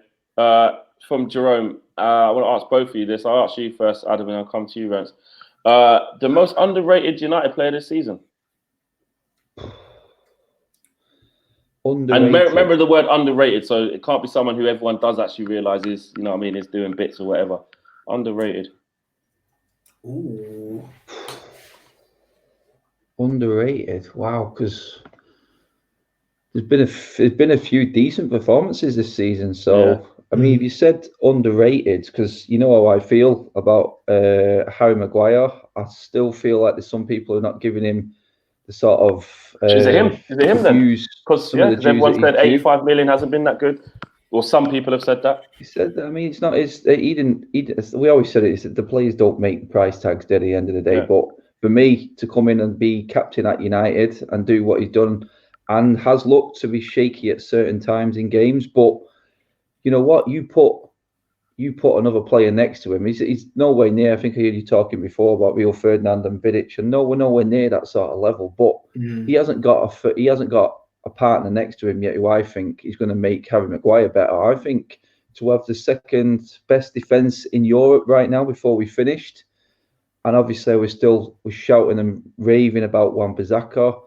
We're going on about Luke Shaw coming back, Brandon Williams coming in, and Harry Maguire for me goes under the radar completely. I've seen what he did against Everton, and I've seen how he is on the pitch. When you're there watching the games as well, you see certain things as well you pick up on, and I just think he doesn't get the praise that I think he deserves right now in terms of what other players are getting. I do think he's going to get better and better and better. I really do. I would like to see another centre-back. I would like to see Eric Bailly alongside him a little bit more, someone he can rely on to do his normal Harry Maguire game. Because I don't think Lindelof has had a great season this season at all. And I think sometimes as a centre-back, I mean, I used to play the position myself. You need to be 100% clued in and switched on. It's like having a twin there with you. You need to be 100% and know what your partner's doing at the back. I just don't think Harry Maguire's had that confidence with Lindelof next to him this season. It has got a little bit better, but for me, in terms of unsung, just for the way our defence has been praised this season, I think Harry Maguire hasn't had all the praise I think he should have got. I'm going to go with Harry Maguire because, you know what, it's a hard question. It's a hard question to answer. Because of the words, it's, underrated. It's like, obviously we follow United every single game, so we have good informed opinions as to who's been playing well, and as opposed to someone who doesn't follow us. But I think it's interesting amongst United fans to see who actually is under the radar. Rants, who would you go for? It depends, innit? Because this season's been a weird one. Like we've played football in spells, innit? Like we had that spell where Oli wasn't doing too well, the club wasn't doing, and we were crap, innit? And then we've had the spell just before the season was put to a halt, where Nemanja Matic was like immense. Do you know what I'm saying? Then we had a spell where Fred was our best player, and everyone was saying how Fred was a waste of money. Do you know what I mean? And then we've had Martial's been getting a lot of stick as well, but then he scored more goals than Rashford from open play, and he was having a bad season apparently. Do you know what I mean? So there's a few players where it depends on what period you're going to look at that they were getting a lot of criticism, but actually, like, they've played pretty well. Like, do you know what I mean? So I don't know. Overall, I have to say Fred, because the stick he was getting was mad. Like, people wanted him sold, innit? Like, people wanted him sold. And the guy is arguably our best player of the season, pound for pound. So, yeah. Okay. Thanks for the super chat here. Actually, before I read that out, mine would be... I was thinking about Luke Shaw. And I'll tell you why. Because I think it was very easy for us, and I kind of got sucked into it as well. And it was kind of right at the time because he was playing well with the Brandon Williams thing. When he came in and played so well, and we could see his willingness to go forward, we can see his fearlessness and going at people, that young, hungry, fresh mentality. It was easy to kind of just write Shaw off completely, and I mean completely. Yes, we changed system and shape, which did help Shaw in the end.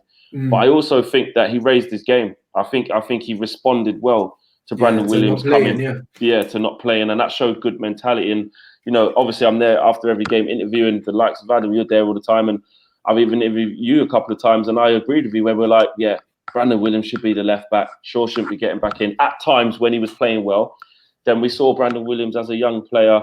Don't get me wrong, he's going to get burnt out. He's going to have patches of form or in and out of form. And I think Ollie took him out at probably just the right time and put Shaw back in.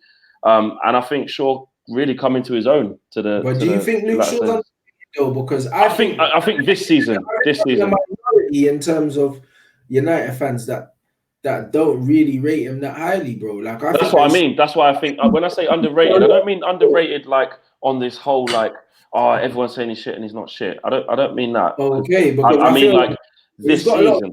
He's got a lot of support at the club, but this season, 100%.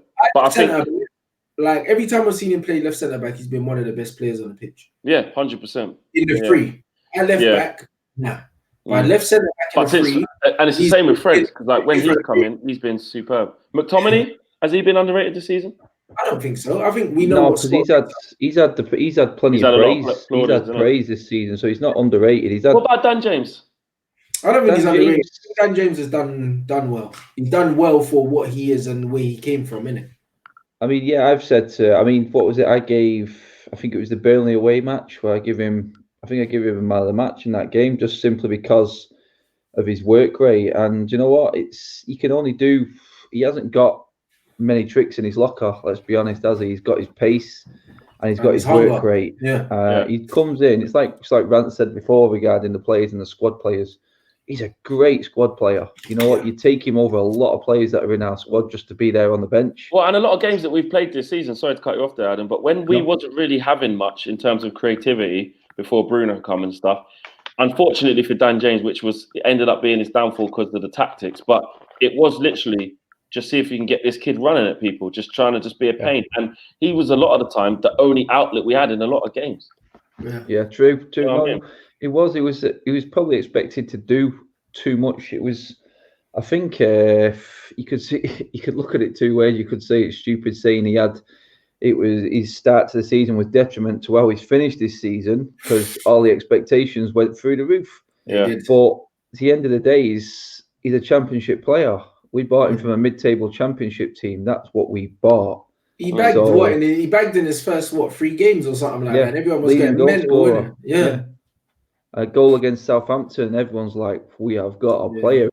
We have got a player. But then when he cut inside and he whipped that top bins, we were there, Flex. When we saw that, we couldn't believe it. Rants was like, oh, what? I couldn't believe it. That came out of nowhere. Do you know what I mean? Let me get to the super chat here from Lebo Makalima. What would it take for Rants to be fully Ollie in and for Adam and Flex to be fully Ollie out?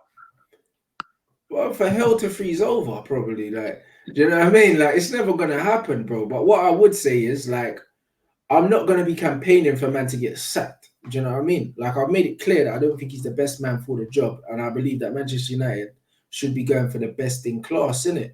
However, like, I'm not gonna sit here and pretend that like when I look at the players that we're trying to sign, like I'm not happy. I'm happy with it. Like this is the happiest I've ever been in terms of players we're linked with. We've been linked with some crap.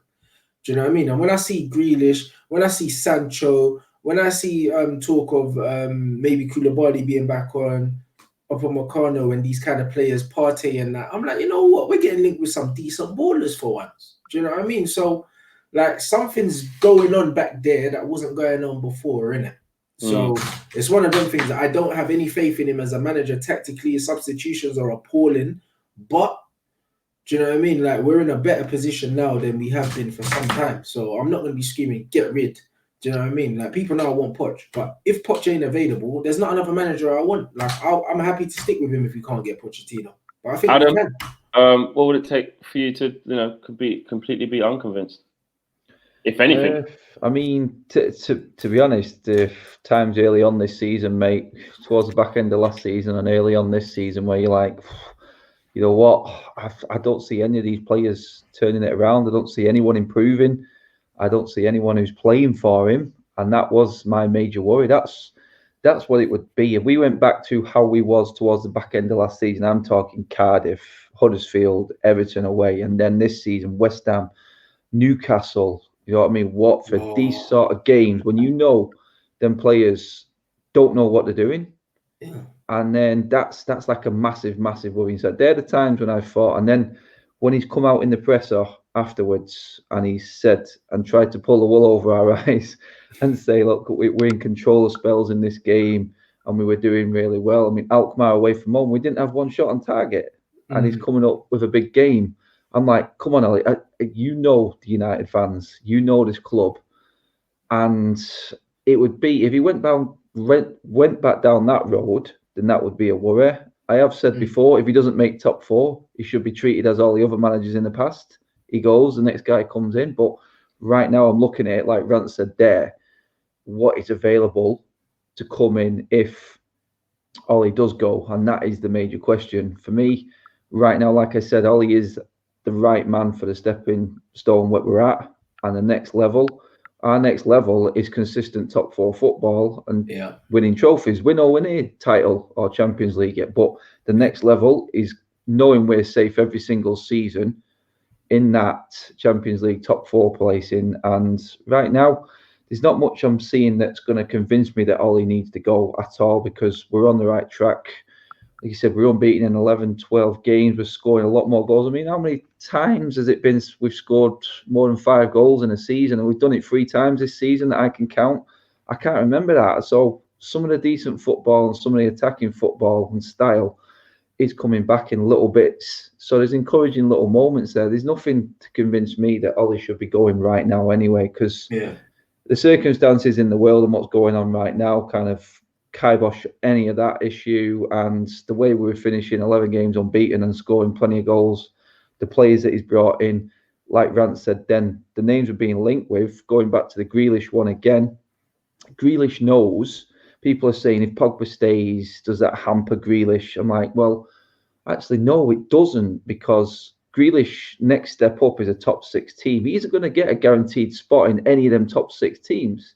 So Grealish knows himself which is the team moving forward. You're going to come to Manchester United. I mean, Martial doesn't get guaranteed spot in the team every single week, does it? There's players, when you go to Man United, it's like we had 4 strikers with Sheringham and Cole, York, Solskjær, all these they all got 20-odd games. Players, exactly. Squad. You need a championship winning squad. Look what that is what we need. Exactly. It's just whether the likes of Jack Grealish, like you were saying, is going to come and want to sit on a bench. He will happily sit on the bench at Manchester United. Yeah, he's young, he's British, and he understands the club, innit? He understands what it's about. You know what I mean? And that's the thing. You see, with British players, you don't need to sell Manchester United to them. You know what I mean? So he'll know where he's going, and he knows he'll get games, bro. Like, he'll play in all the cup games. You know what I mean? He will play in Europe as well. So he'll get 20, 25 games comfortably. I mean, for me, how many games Pereira and Lingard got that they didn't? Yeah, exactly, and that was obviously before Bruno come. It was like they just would never not play. For me, very similar to what Adam says. I think this is the best sign of the rebuild that I've seen post Sir Alex Ferguson. I think it's very easy to think of the records that we were breaking for the wrong reasons worst start in 30 years and goals conceded and all this stuff, can't make any chances. This, consecutive games of no shots on target and all of these negative things. It's really easy to get consumed in that when it's been thrown at you. And like I always say, it's not where you start, it's where you finish. And I know we haven't actually finished yet, but the signs are there of something starting to happen, whatever that might transpire to be. And we can't take away from, like we've said consistently through the show, but the signings that Ollie's made all look positive. We like the team. We like the individuals in it. We like where they're moving as a unit at this precise moment. And I just think he deserves to be given the chance to just see where that goes a little bit further. I think we almost take it year by year. And he looks like he is getting the backing, because look at the players we are linked with, look at the players that he has brought in. It can only surely get better from here because he's getting better players as well. So, we almost don't have to keep judging him on this whole tactician thing and stuff like that, because if he gets better players, that's the thing. Chances are he's going to keep doing well. The games that we're struggling in are against the weaker teams, isn't it? But if he better players, he doesn't have to coach. They should just go out there and beat them. 100%. Yeah. Rants just sorry, mate. You just said it there. Then it's like at the moment you're looking for that plan B. Can you change it off the bench? When you're looking to Jesse Lingard, Andreas Pereira, players like this, they know plan B. They're not plan B. They've had time and they've failed. You know what I mean? If you've got a Jack Grealish on the bench, a Dan James in these games against these smaller teams, sometimes something as simple as that can be a plan B. You've just got to be able to know when the right time is to make that change or that switch in formation, which is what we're waiting for as the next step in terms of Ollie being that better manager. Because, like I said, you're very, very, very lucky to start learning your managerial career at the level of Manchester United. You are very, very lucky to be in that seat, learning your trade, because he hasn't, he's not really had any experience at all in it. And for him to be where he is now, we don't know. He could all of a sudden turn into that sort of manager and start seeing these things that we're seeing that he's not seeing. And it could be part of the whole process. If he gets into the top 4 stage, which we need to be next, then we don't know what's going to happen from there. We need to be getting to that first, though. I hear you.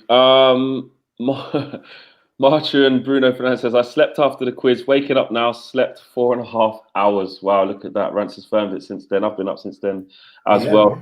Just a little update for you guys if you're just joining us. We're at pretty much just under 2,500 people watching live, which is fantastic. Smash a like on the video, but more importantly, get to the Just Giving page. The link is in the description below, which will take you straight to the page, and you can make whatever contribution you can, whether it's huge or whether it's you can only give a little bit. It all helps. It all goes towards the total, and it's been fantastic, man. So keep it up. We are now at just under £12,500.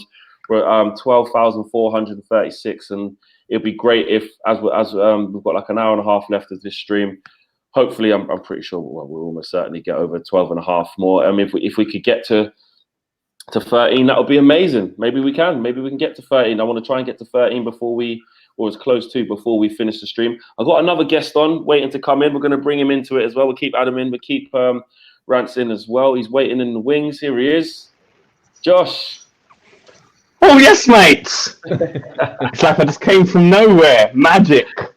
I know. Something out here. Your mic's quite loud, though. It's a bit, I don't know. Turn the mic down, bro. Can you turn your mic down a little bit? Well, my mic is my headphones. I could talk quieter if that helps. Yeah. There you go. How you doing in lockdown, bro? Surviving. The hustle's real out here. Man. Yeah, bro. Today I was having a thought about football. Someone was talking to me about just like, what's it like not being able to like work and stuff like that. And I was just saying how much I miss football. I'll be at any game right now. Any game. Like I would kill to like look out my window and see like some Sunday league just playing like right there, right now. You know what I'm saying? Like, anything. Yeah, it's all mad. That I mean, when we was out in Linz, thinking, wonder if the next set of games are going to get cancelled. Not really sure, and then bam, the whole world just locked off. That was literally your last game, innit? Yeah, that was mad. A Gaal masterclass on that. Do you know what? Now we've got. Go on, Josh. No, I was gonna say that game was mad. It was having no one there. It was just crazy. Yeah, it just did it. And also when the league comes back as well, you know, it's going to be behind closed doors as well. So it's going to be the same sort of thing, isn't it? If it comes back. Where do you stand on this, Josh? Let's go into this, guys, about, you know, when and if and buts and maybes. Josh, you start. I mean, do you think we're heading into actually when are they going to play this thing, or can you see it like they'll just keep waiting, and even if it goes into the back end of the year to just make sure this gets finished? Bruv, I think the Premier League, they want to finish the season regardless. So whenever, like, say for example, if it gets to that whatever cut-off date and all that stuff, I think their number one plan is to finish the league. Like, and I think ideally they might go, right, as long as we finish the league, like the next season, we could sort that out after. Why don't we just finish the one that we're in now, and then whatever happens after is whatever happens after. But I don't think it's going to be as simple as that, because I was saying to you from before, even when we was in Austria and that stuff, I was like, this shit's going to go till like May, June or something, until anything like kind of happens. And I don't see it being as simple as just starting. I think finishing the season is one thing, and having football back to normal is like another thing, because you don't know, like, because they can't test people, like the rate of test. Like in Britain, we got one of the lowest test rates out of everyone. Do you know what I'm saying? It's taking us ages. Bro, I read the article that we were so far behind that when all the other countries started buying everything, we bought a whole bunch from China, and they said, yeah, and they said, oh, we want, bruv, they said we want 20 million up front, yeah, and then they went, all right, yeah, we'll give you that. It was like Arsenal buying an injured player. That's what it was. That's what it was. And they went out, bought all the tests, paid for them. Yeah, they said you have to have a minimum amount. It was like they got hustled on eBay or something like that. Do you know what I'm saying? They went out, bought all the tests, brought them over, and then the shit didn't work. And they done that with 2 different companies, fam. Not 1, 2. Yeah. So we ain't got no tests out here. Yeah. By the time we don't know the state of if people that have been infected can be reinfected, or if there's a case where there'll be a carrier. Reinfections in China and in South Korea. Yeah, but they don't know if it's a case of they get sick or they just end up being a carrier again. So there's all of that. And then you want to go and throw people in places next to each other, especially with fans watching. That is not going to happen anytime soon. So yeah, definitely fans watching. Josh has had to say, I'll come to you, Rants, and then you, Adam, and then I've got another guest who's waiting in the wings. Someone who I did not expect to be up at this time and be able to firm it. This guy loves to sleep. What I'm actually going to try and do, because I can see him in the studio a bit, I'm going to try and keep him on so that I know his eyes will start getting heavy, see if he can actually last without actually bringing him on. I'm not going to do that. But yeah, Rants, you think football's going to come back? You know what? Because we know you know how much money that they stand to lose by not bringing it back. The only reason why I think that there's a glimmer of hope is only for financial reasons. Do I think it makes sense? Absolutely not. Doesn't make sense. And the players will have to have a mini pre-season before the season starts as well, because if you just fling these guys straight back into Premier League's action, like, I guarantee you 40% of them are getting injured in the first game. Talking about 3 weeks, aren't they? About 3 weeks to get the players up to play. Yeah, 40% of them are getting injured in the first game. And even with a mini pre-season, they're still getting injured. Because I don't care what player you are, you're not training hard right now. Because you don't know when you're coming back. Do you know what I mean? You're doing your cycling and stuff like that, but like you're not going out for your runs, you're not doing all these things, and you're not eating the way you were eating in season because you don't know when you're going to come back. So I think that if it does come back, I think that the level of the football is going to be shocking. I think that we're going to see some ridiculous results as well that we probably wouldn't have seen before. And I think it just won't be a true reflection. You know what I mean? I don't think so. Okay. I really don't think so. So I think it will come back, but only for monetary reasons. But in all honesty, I don't see why it should. Adam? Not coming back, mate. Simple. Even behind closed doors? I don't see how they can do it. And there's a closed door element to what you can do, like you guys did in the last game that you guys watched there, like you and Josh were saying then. But to be honest, look at when they're expecting to go back. I said this the other day. I said Wimbledon, the Open, the Olympics, all these major sporting bodies and sporting events are cancelled already. That's June and July. Yeah, they cancelled Glasgow, bro. Yeah. And it's outside. Yeah, the Olympics, they're supposed to be over in what, Beijing? Is it? Over in China? Tokyo, yeah. Tokyo, sorry. Yeah. And you know what? They had lockdown back in January, and they're still not back to normal life yet. I mean, don't forget, I think the football stopped 2 weeks before we went onto lockdown, didn't it? So, what is normal life? How are they going to change? When is lockdown going to finish? How is lockdown going to finish? Is it going to be in stages? Because sporting events have to be second in terms of this. It's crazy. I mean, it's like Rants said there, the only reason they would try and push this through is financially. But do you really see the Premier League being that one sporting body to go out and be the one that tries to change things, watching what all the other sporting bodies are doing? The golf, the Olympics, Wimbledon, the first time since World War II that's been cancelled. And then the Premier League all of a sudden saying, oh, we've got to get this season finished. Let's just try and get this done. Now, the fact that they're not talking about it, the fact that the government's extended furlough to the end of June, and then, like you guys are saying, then 2 to 3 weeks for players to get training again. Like Rance said there, the players will get injured. They will get injured. There'll be an absolute nightmare in terms of contracts. Kevin De Bruyne was on about that as well, about the injury thing as well. He was saying he knows that's the player there who's got the history and the know-how about injuries and how he has to prepare for a season to even start again, let alone try and finish one and then start one again. Yeah. And then you're talking about trying to squeeze the Euros in if it goes into next season.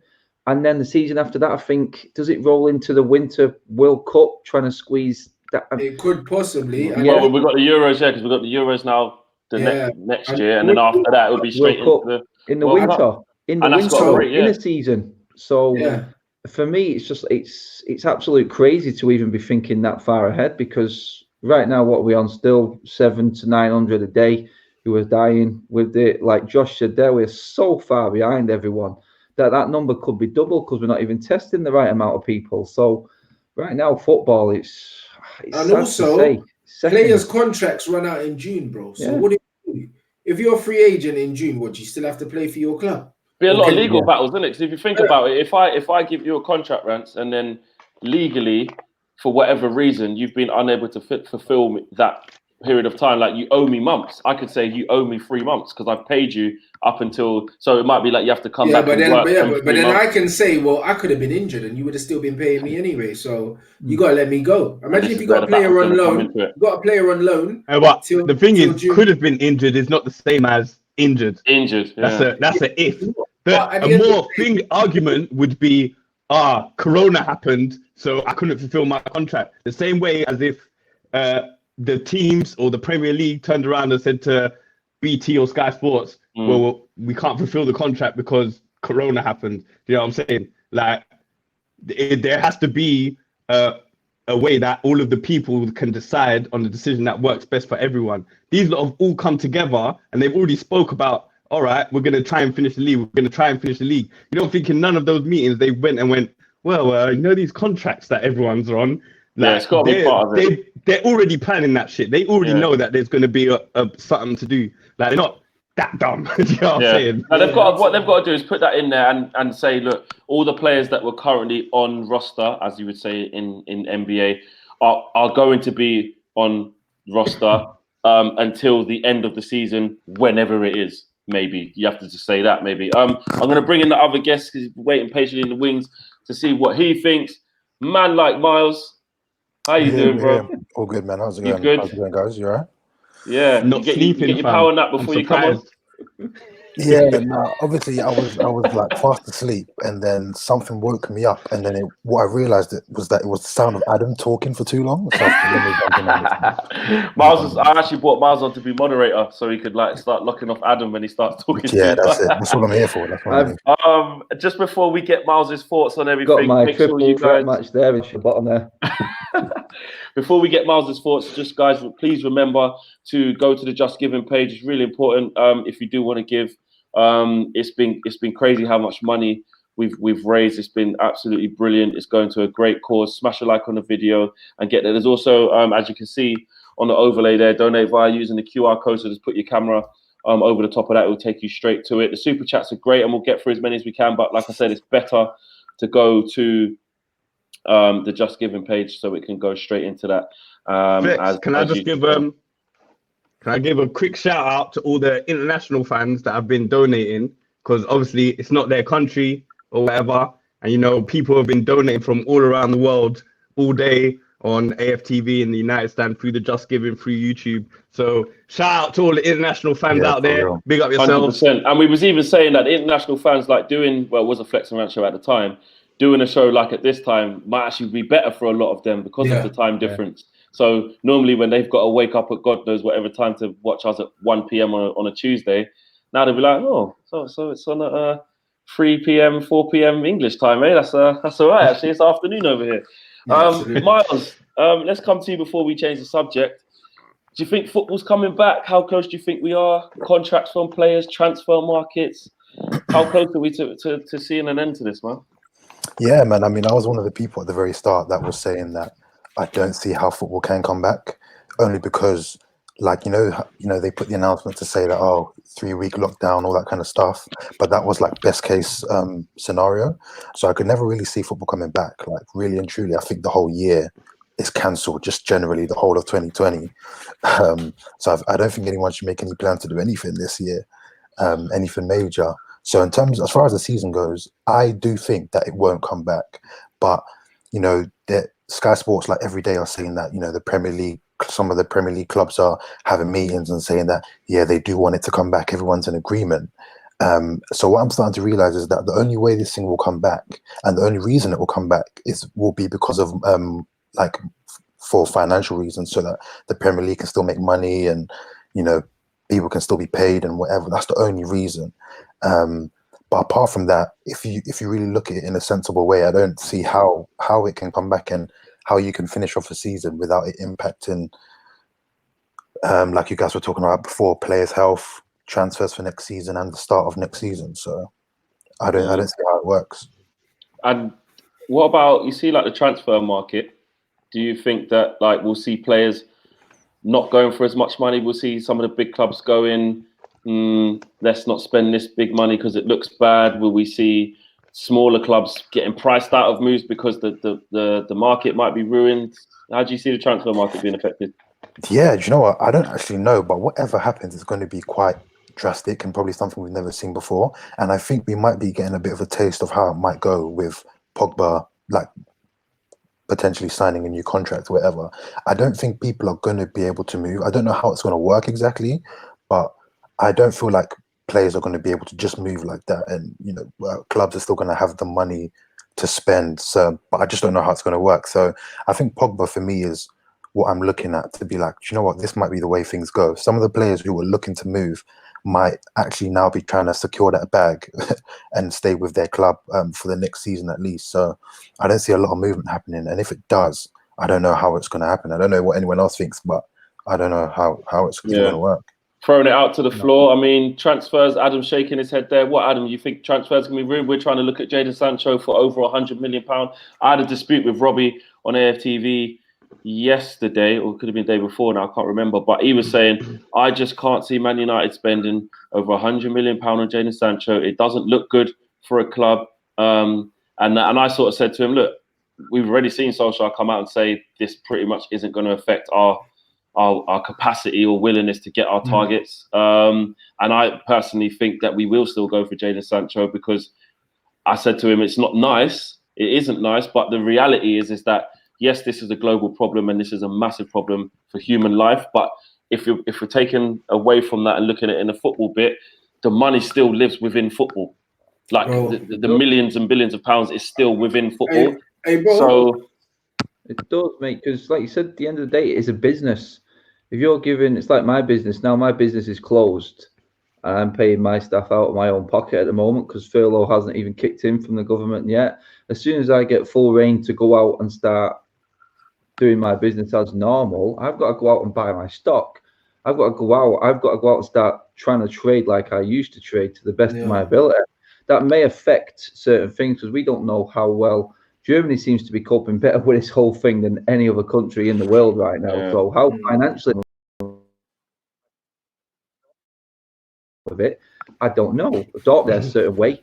They have a player in that they will build up and then sell to start funding the next project. That's how they work. It's how they do it. Whether or not they will lower their price just because another country is suffering more than them, I don't see it. I really don't. I think their price tag of Jadon Sancho will stay at 100 million.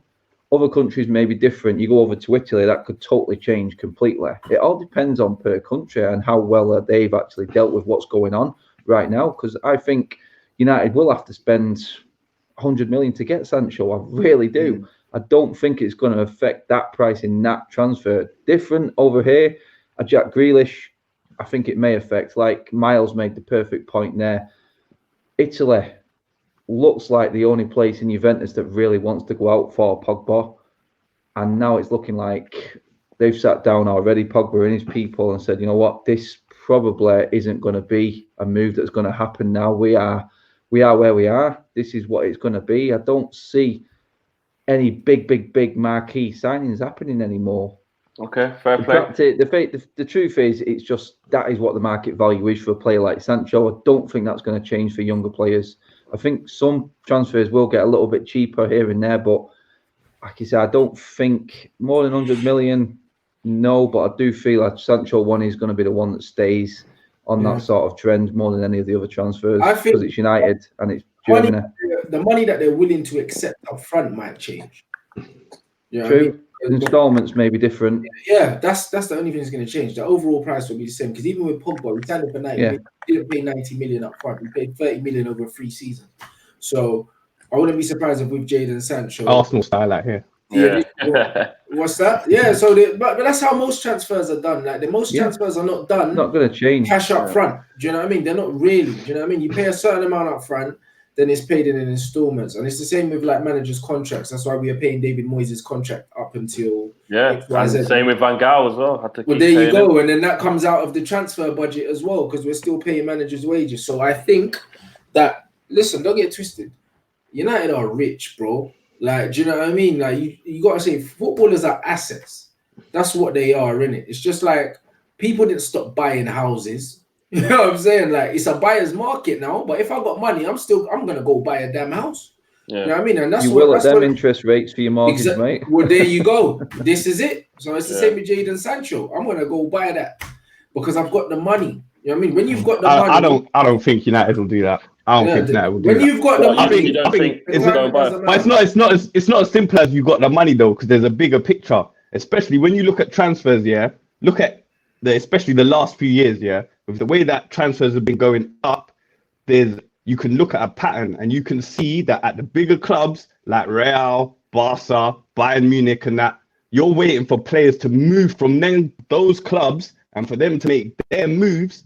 And then everyone else, it's like a cog. And if there's something in the cog and it stops, if they're not going out and they're not releasing their players, people are looking at Arsenal and going, Aubameyang might go to it. Where's he going to go to? All these players are full up. There's nowhere where he's going to step in where someone needs a striker that can pay his wages, etc., etc. And I think that's going to go across the board because I don't see Real Madrid going out and saying, we need a strike. They're going to stick, like all the rumors are coming out. They're keeping their B team players. Do you see what I'm saying? And Spain, they've been hit hard by this shit. You see what I'm saying? So it's not going to be I'm just going to go out and spend my money. Every country hasn't been the same, bro. And the difference is with United, every single football team, Real Madrid maybe not included because they operate on their own thing.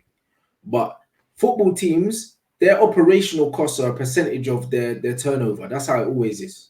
Manchester United ain't furloughing no one. They're paying everyone because United have bread. Don't get it twisted. So if United are going to go and get Jadon they're going and get Jadon, and Dortmund already know who they're going to replace him with. So that transfer, if it was going to happen, it will still happen. I have absolutely no doubts about it. As I said, when you've got money, there's a financial crisis and that. But you think during the recession, people with money weren't still investing in assets? They were, bro. People still invested in gold, whatever, bro. If you've got the money, you invest it. Just going to go through some of the super chats here. As you can see there from Perth, enjoy the content. Keep up the hard work for a great cause. You guys and your healthcare system deserve this. Respect for all you do. Love that. Keep up the good work, lads. From Perth, Australia is another one. Ollie getting our foundations and values right. That's from Bally. And here's one from Lee and John. Flex, do you think Newcastle can be a powerhouse if Mike Ashley leaves? Look, we've seen obviously the Saudis might be going in there.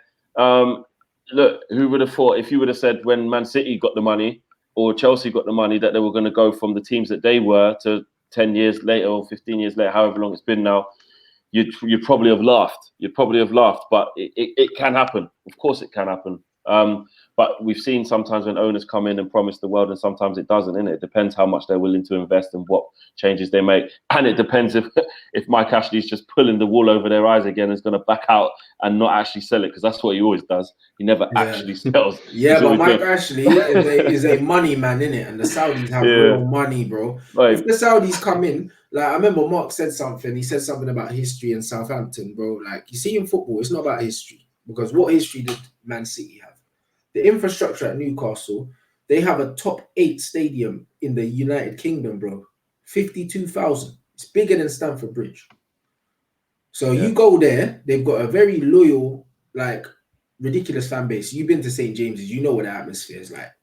You don't want to go there even now, innit? Yeah. Like, do you know what I'm saying? So yeah, even when Newcastle like rock bottom, like, you still like, you still don't want to go.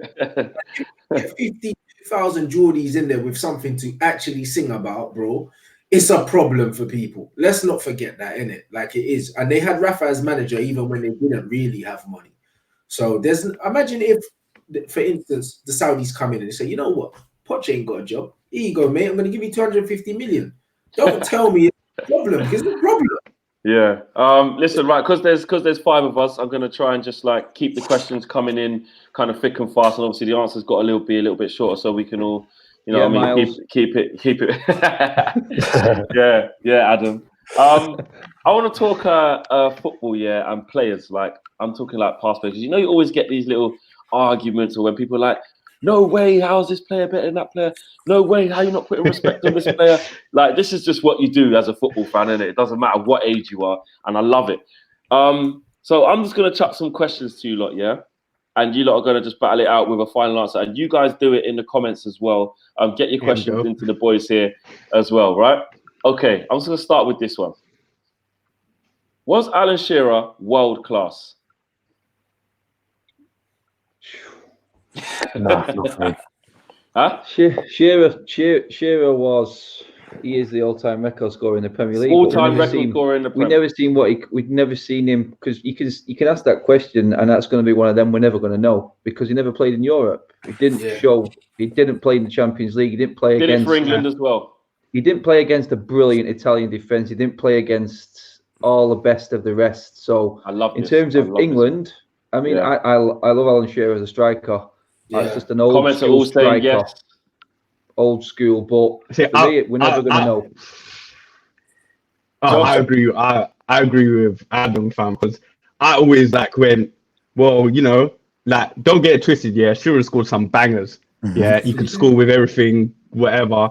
But I wasn't, you know, I'm sure if I played for 100 years, I could score the most goals in the Premier League as well. There's a lot of players who have been around the league that time, you know what I mean, who haven't got anywhere near those numbers. Yeah, I know, but I don't always look at that as the be-all and end-all stat. You know what I'm saying? Like, man didn't carry Newcastle United to the league. Won a league at Blackburn. No. Don't. He won it at Blackburn, because everyone always said that. Yeah, Newcastle. When you think got it. Yeah, but he won it at Blackburn. Scenario. Yeah, no. Yeah, he won it at Blackburn, but when he was playing at Blackburn, you turn around and say that he was. So are you gonna just judge him off Blackburn then? No, that's part of it. That's part of his legacy. Was he better at? Yeah, but was he better at Newcastle than he was at Blackburn?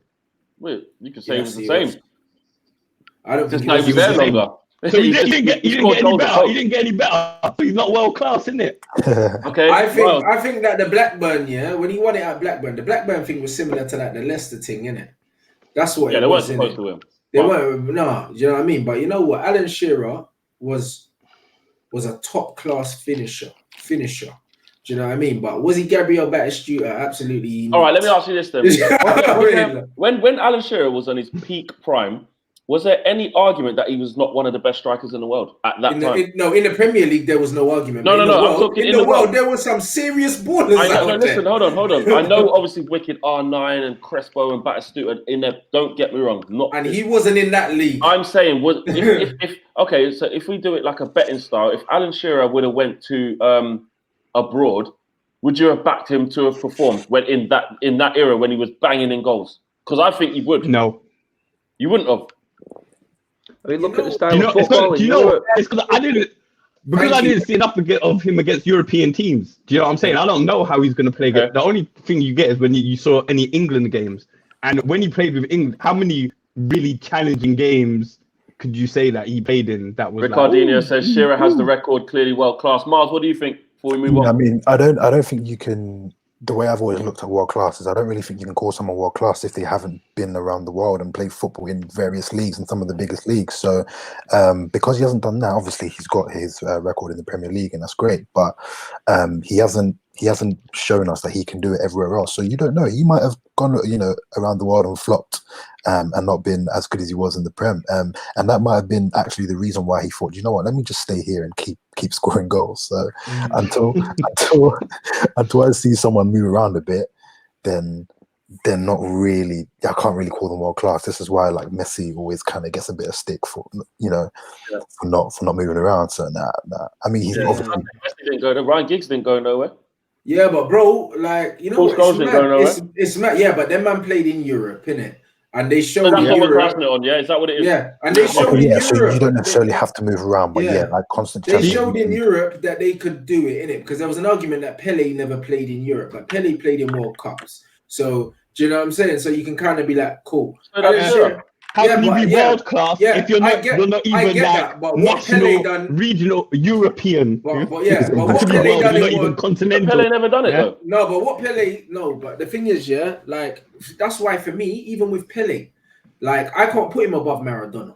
I can't for the simple fact that Maradona played in Europe. Do you know what I'm saying? And he done other things. So it just depends on what you class. But for me, if you've only ever played in the Prem and like you ain't played Champions League football, then you have to look at stylistically, like, cool, maybe you just suited Premier League football and you have to look at his game. He was a box striker, a very good finisher. He's very aggressive, physical. Could you have played that game anywhere else? Maybe not, bro. Do you know what I'm saying? So we do not know that. I know technically when I look at the Italian football was probably the best football at the time, which is what I grew up watching initially. And some of the players like the George Weahs and that I used to watch, do you know what I mean? Like for me, he weren't better than these, man. Like Batistuta was my favorite striker, and he couldn't see Batistuta for me. Okay, all right. Listen, I'm gonna do this next bit in twos, yeah. So it makes it quick and sharp, yeah. So we got Josh and Miles at the bottom, and obviously Rants and Adam at the top, yeah. You could decide in your pairs as it is, yeah. All right, first one down to the bottom two. Is Raheem Sterling world class? No. Hold on, let I would say he's knocking on the door. I would say in the wrong house. Miles? Not yet. He's got a lot of way to go, a lot of potential, and I think he can do a bit more. He can definitely do a lot more before he's given that title. You can't just be throwing it around just because he's had some solid, a few solid seasons. So he's got some more. What do you mean? A few solid seasons is exactly when you start throwing it around. Like, there's only so many years in the world, fam. You can't run out your whole career and go, well, that was a few years. So you have to have that. I think what he hasn't had is a few, like, say, for example, the season before last, man was untouchable. And I don't think this season he hasn't been as good as he was the season before. But I don't like some people were saying that he's dropped off so far or whatever and all that. So he's been shit this season and all that stuff. I was like, are you serious? He ain't been shit. Like, Mark dropped who was better, Rashford or Sterling. And I don't care what anyone. I said, are you smoking crack? I said, Sterling is better than Rashford. I don't care, fam. I don't care. Rants, I know you want to say something. Go for it. Do you still think that out? Ignore you. You know the reason why Sterling. You know the reason why Sterling hasn't done as well this season, because the team hasn't done as well, and he's a system player. That's what he is, mate. Do you know what I mean? He's a good player in a good system, bro. Is he world class on his own? Hell no. Do you know what I mean? Yeah. Marcus is more talented than him, but Marcus isn't better than him because Marcus still needs to go up another level. But then again, if I put Marcus in that City team, I reckon he's giving me more, bro. Because I tell you what, yeah, he's got way more in his locker than Raheem, bro. But he's not in that team, though. Okay. No, he's not in that team, though. He's in United. But that's why you have to look at systems. But individually as a footballer, like, for me, he's Adam, not world class. There's too many things he doesn't have. No, Raheem Sterling is not world class. He is not world class. He's not on that world class level for me. He's had an all right season, but I had a show on my channel the other day. I had 2 City fans on, season ticket City fans, go week in, week out. They didn't even put him in their best City team. End of conversation. Okay. See, behind Sean Phillips and that, you see what I'm saying, bro? That's crazy. All right, listen, this one's going to start. This is going to be good. This is players versus each other now, yeah? Right. Pogba or De Bruyne? I'm going straight in. De Bruyne. But that's because Pogba ain't played, fam. So ask me that, bro. Just next on me, bro. I think both on. Oh, I'm going De Bruyne, but if they're both on form, then I think I prefer Pogba. But I think De Bruyne is next level, man. Next level. Okay. Adam, I'm just gonna leave Rants where he is. Yeah, if you're looking at it from this season, it's no question, is it? And that's De Bruyne. That's me being a United fan calling out a City player. But to be honest, if you can pick out the smallest strikers in the Premier League week in, week out for headers like he does, how City score so many headers is beyond me for the size of their team. But that's because of De Bruyne. A game. That's why, bro. De Bruyne is world class. That is a world class player. Yeah, that is a world class player. Yeah, 100%. Absolutely destroyed him in the World Cup, bro. France versus. Right, let's get out the party for birthday cake. Where was De Bruyne, bro? Hey, listen, bro. Listen, hey, we go. Fuck this, innit? Yeah. Oh, what has he got? This is what we're doing now, mate. You know what I mean? I knew it.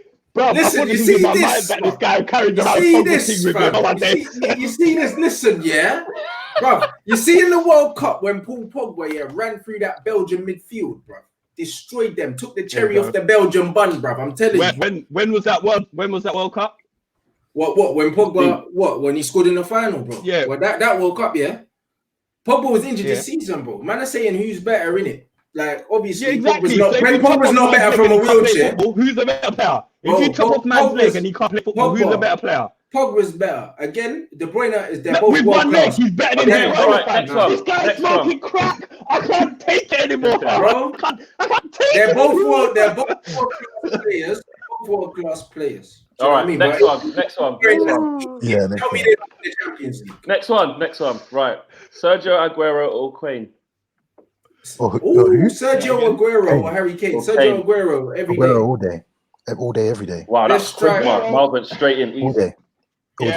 Why? Why are you saying that, Miles? Hold on, why are you saying that, Miles? Like, as for this one, I've had like arguments about Agüero. Some people don't even put Agüero in terms of one of the best strikers in Premier League history. This guy, he's the best.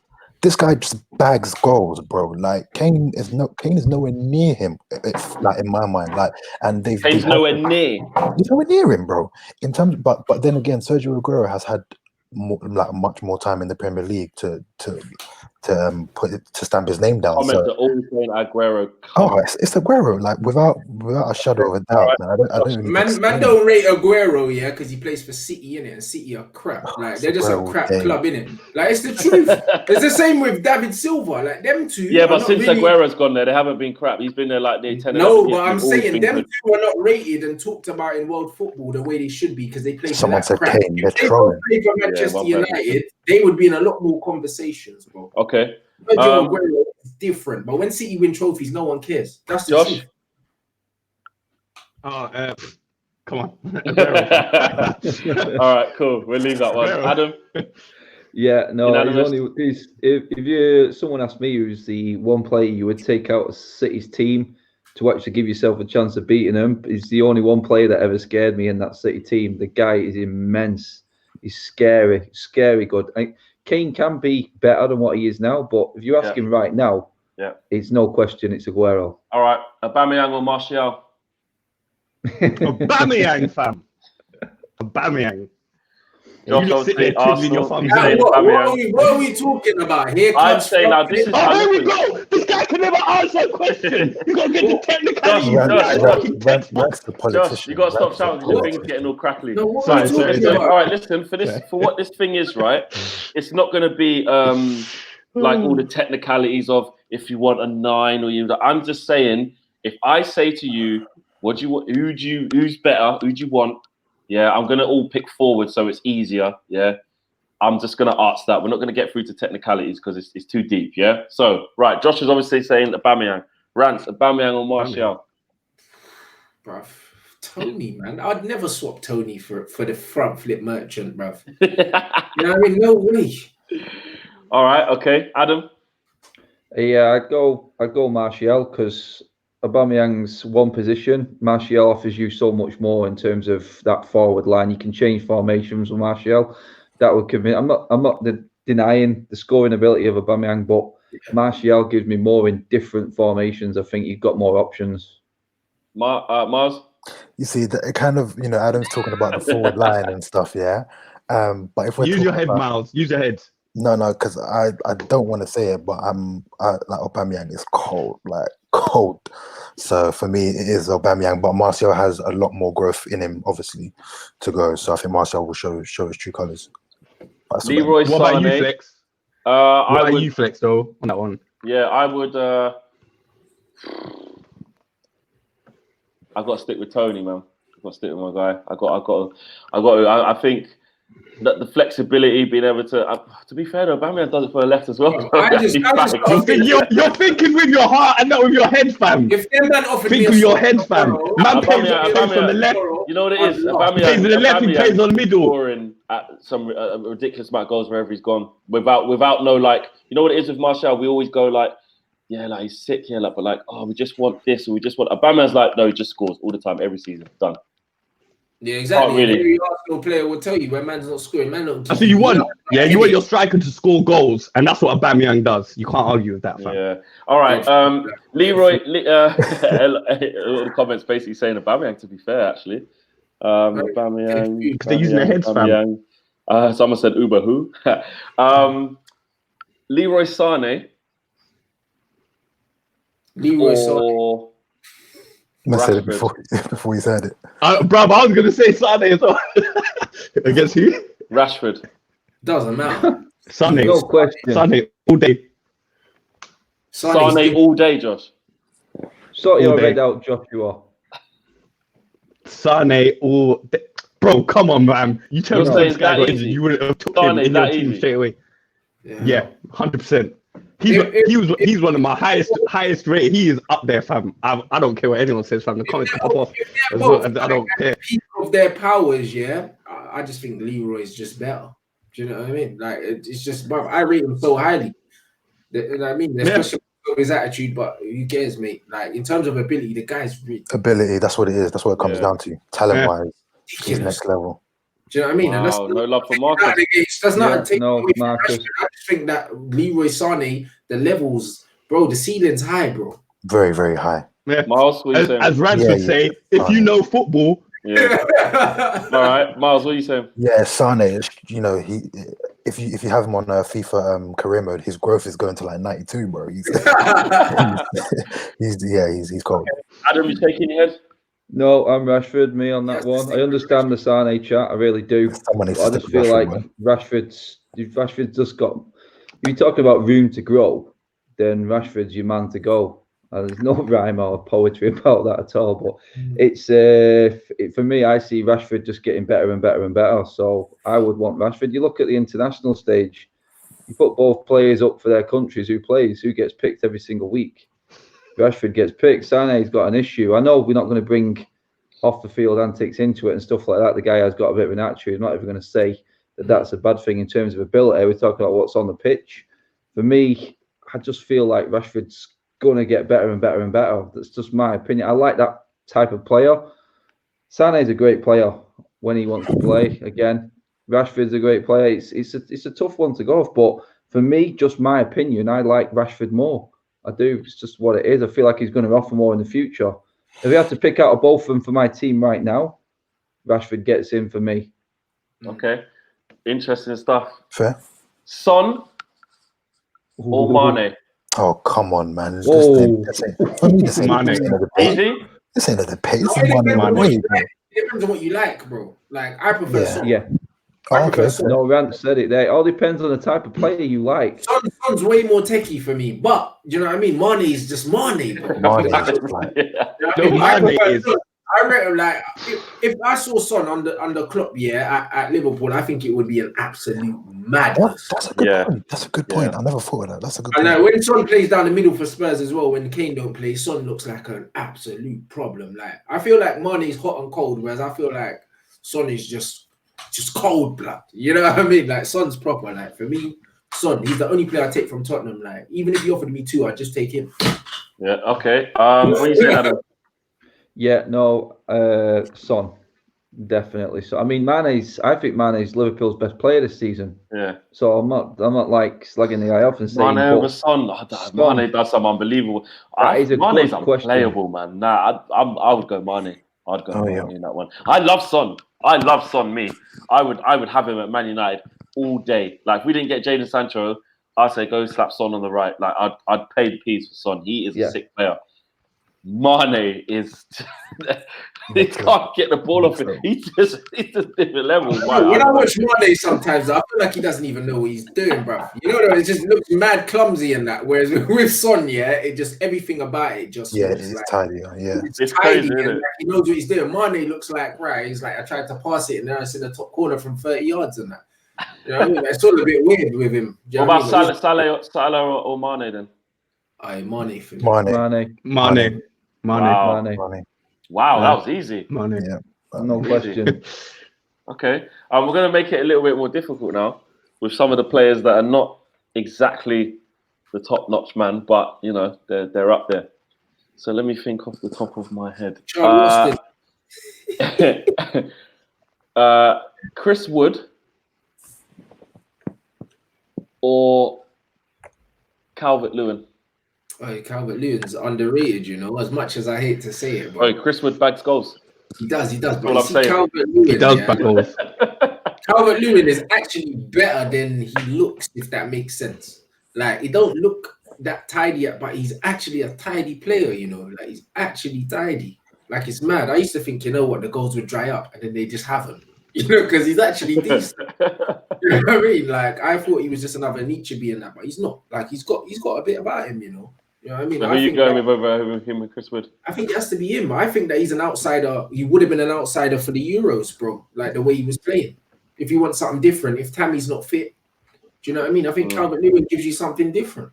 Okay, before I go to the next person, just quickly, keep smashing a like on the video. We're still at pretty much 2,500 people watching. Does it even feel like 5 in the morning? 10 past 5 in the morning. It doesn't. It's 5 in the morning. Oh shit! Yeah, sun's coming up and that, isn't it? It is 10 past 5. We've got just short of an hour left. Got about 50 minutes left.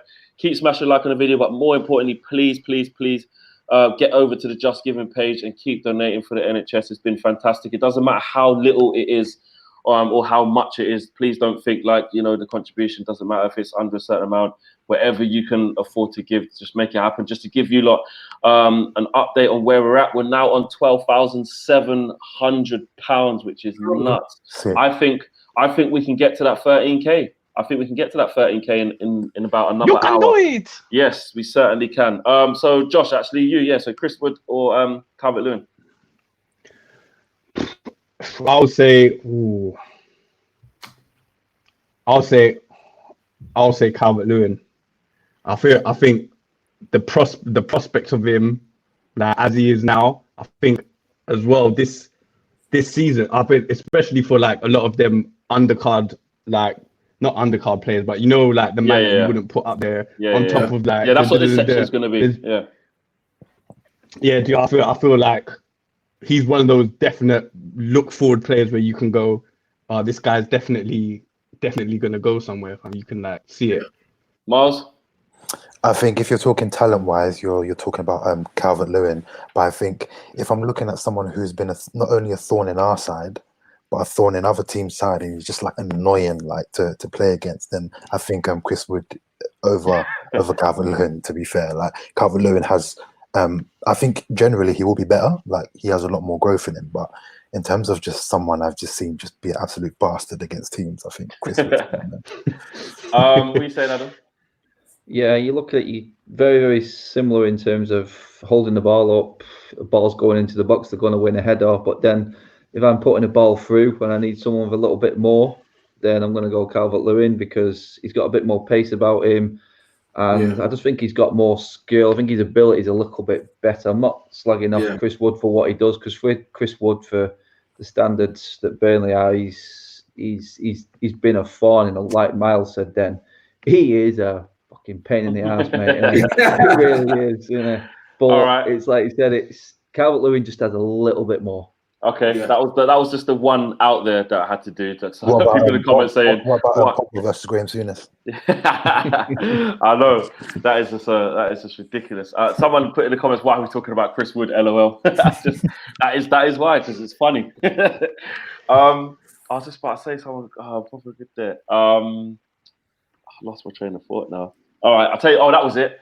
This is between a three, because I think it's an equal conversation. Because if I just do two, people go, "What about Thingy?" So I'll do them as a trio. Kante, Ndidi, or Fernandinho.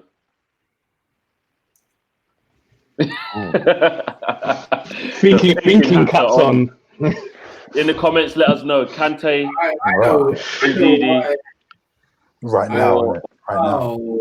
It has to be Ndidi for me, yeah, because I feel like he's a hybrid of both of them. I think it's very hard to pick one because they're all very, very different players. Do you know what I mean? Fernandinho's reading of the game is probably the best. Kante is probably most mobile. Do you know what I'm saying? And Ndidi's probably on the ball, probably the best. Like, so, but he's got an engine as well. Okay, so he's kind of in the middle of both of them. But it's a hard one, mate. Fernandinho, when you look at what these geezers, you know what I mean? He's converting into centre half as well. He's reading the game's impeccable. Yeah, absolutely amazing. I don't know. You look at the stats and he runs away with it. So it's a mad one. Fabinho, people trying to add in as well, to be fair. Fabinho, top notch. There's another out four of them, yeah. But I think that, I don't know. It's written the comments. I think I'm going to go with Kante, just because I feel like Ndidi's like under Kante. He has the potential to be as good as Kante, but I feel like he has to have those couple seasons of doing it, like a couple more seasons doing it consistently. Do you know what I'm saying? And which I think is a shame, because like with how the season's ending or whatever, and the way Leicester was playing and all that stuff, it was like it would have been good to see where the season had finished out. But obviously, I'll just go with Kante. I'll go with Kante because I just feel like he's done it. The proof's in the pudding. Man won like back-to-back. It's like where I go, I win. You know, I'm Kante, fam. You Kante compete with me. He won the World Cup. Yeah, but in stalemate. Like he got subbed off in the World Cup final because he had a stinker, fam. You know, he's played in it and he's won it, mate. In his medal cabinet, it says World Cup winner. Yeah, but it doesn't matter. He done the whole rest of the tournament. You know. Exactly. He got subbed off. You're gonna think man for one game, fam. You're gonna think man for one game in the game when he come around with it. Nah, fam. Nah, because I've played shit before. I'm not a sentiment FC footballer, bro. Like you man on sentiment, bro. Kante play shit bare times. Sentiment what? When does it? You're saying it's sentiment. When does it end? Where's the cut-off point? 2 weeks ago, fam. 2 weeks ago. You're talking about Pogba. When was the last time Pogba played, fam? When he played? I'll be like, your sentiment. Where's Pogba? No, bro, shut up. That's the argument. That's the argument you use. Oh, that's the argument that you use, though. Shut up, bro. Don't tell me to shut up and give me the argument that says otherwise, fam. Because you're saying about sentiment, yeah. Pogba hasn't played, and you're sitting there patting his back like he's the best. I like Pogba. Right, let him finish, Josh. Bro, shut up. Like, Like Kante's still living off the season at Leicester and his first season at Chelsea. This season he hasn't been good. The season before under Sarri, he weren't that good either, bro. This is facts. Indeed, he's statistically better than him in both of the last 2 seasons. So when you're saying man needs to do it for a couple of seasons, indeed he's already done that, bro. Facts. So when Kante was doing it, Kante was like, people say he was the best defensive midfielder in the world, unplayable.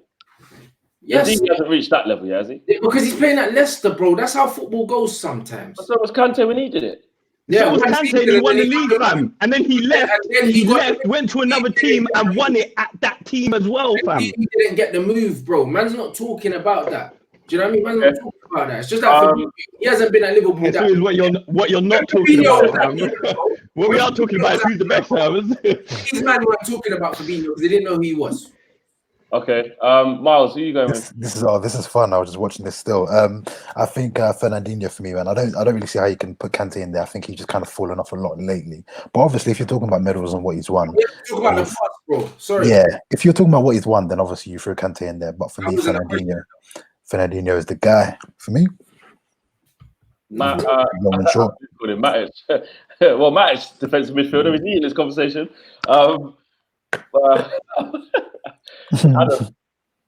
Yeah, man, Rants has been chilling for hours there. Look at Flex laughing now. He's just threw Josh into the mix there just to get him rattled down and just to get some entertainment going. Hey, listen, mate, it's 5:30 in the morning, mate.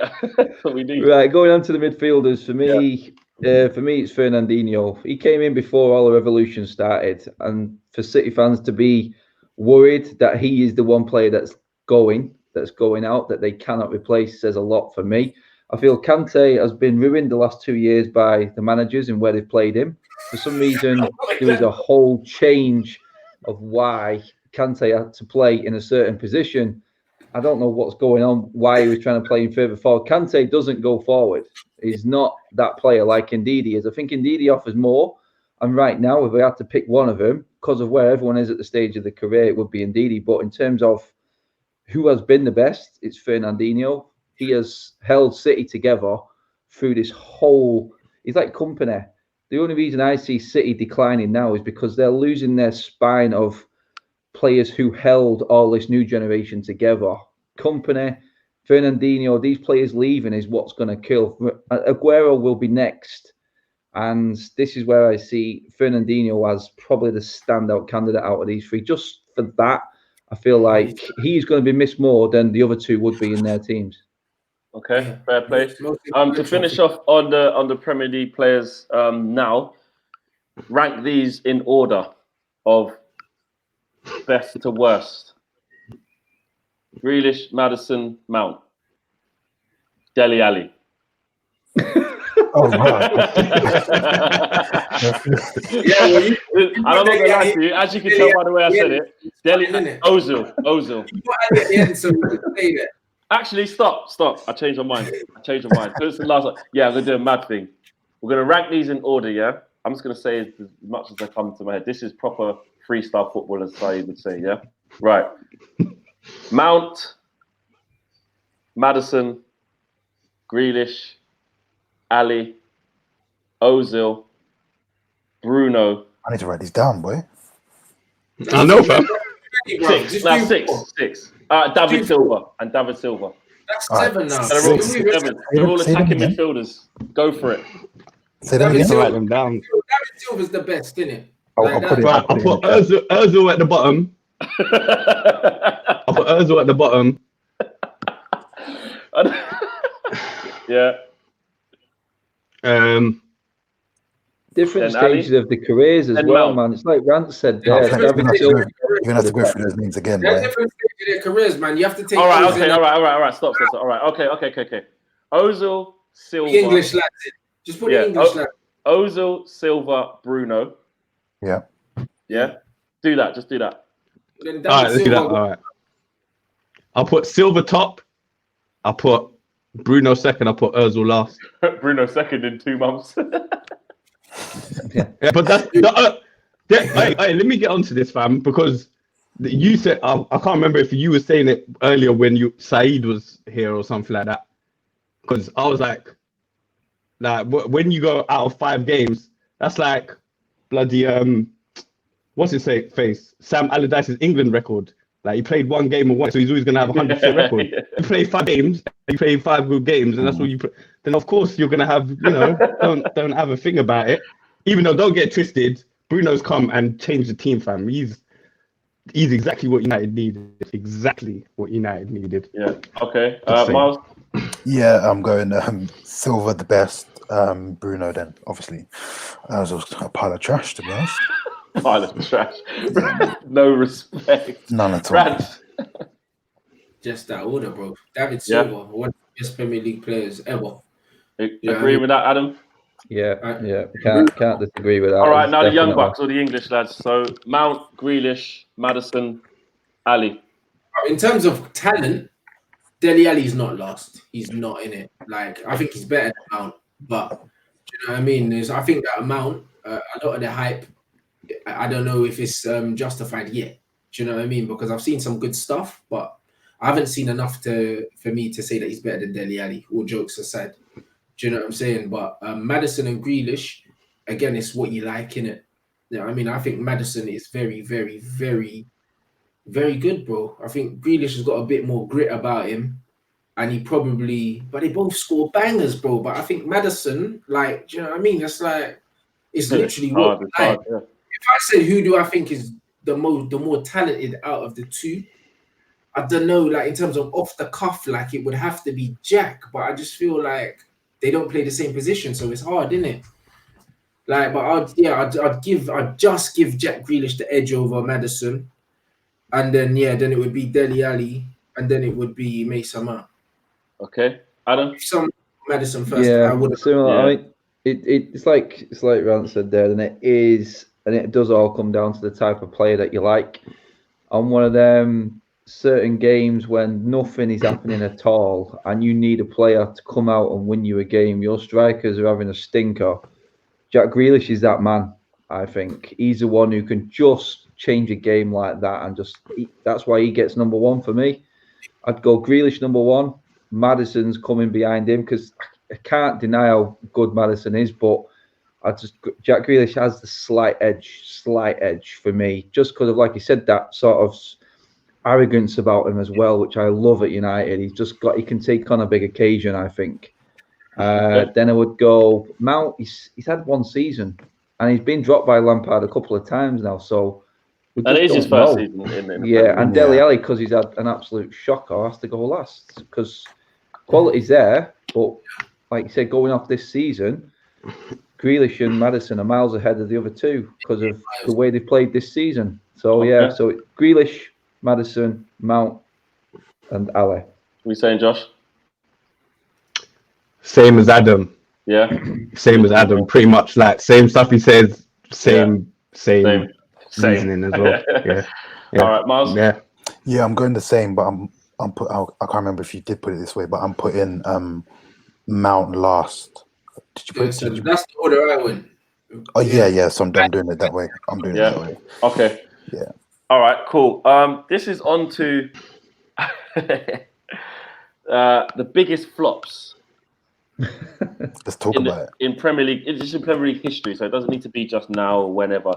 Biggest flop in Premier League history.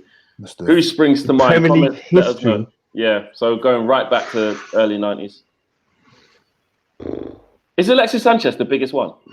Yeah, for me, like in recent history, Alexis Sanchez, yeah, absolutely. I don't think anyone's come to the club and been as underwhelming, especially with what we expected. Do you know what I mean? With Falcao and Di Maria, you could have the argument that they haven't played in the Premier League. They got to adapt. We're not sure. The guy came from down the flipping road, mate. You know what I mean? And died. No. It's got to be and with the anticipation that was coming with it as well.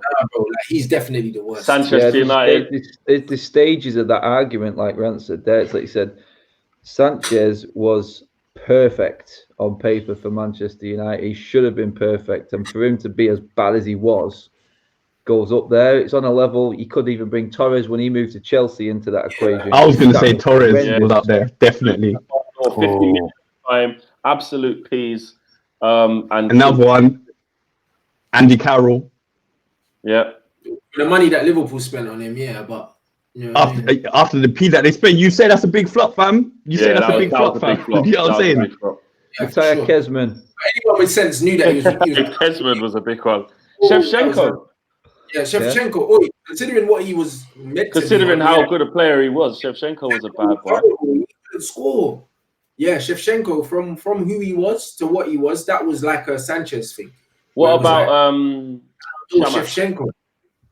Nah, but no one rated man anyway. Arsenal. No, yeah. No one ever. Nah. Not with the prospect of being good. Do you know what I'm saying? You expect Chamak to be them levels or therearound. All right, cool. So we're talking about people who you're expecting a little bit out of them. What about Wilfred Bonny? When he went from he was wicked at Swansea and nicked a move to Man City. That's a good and then went back. That's a good call. Yeah, he didn't mustard, he didn't. Yeah. I actually liked him as well at Swansea. Oh, this is one of the biggest ones. I can't believe they ain't said this, man. Yeah. Ben Tekers, man.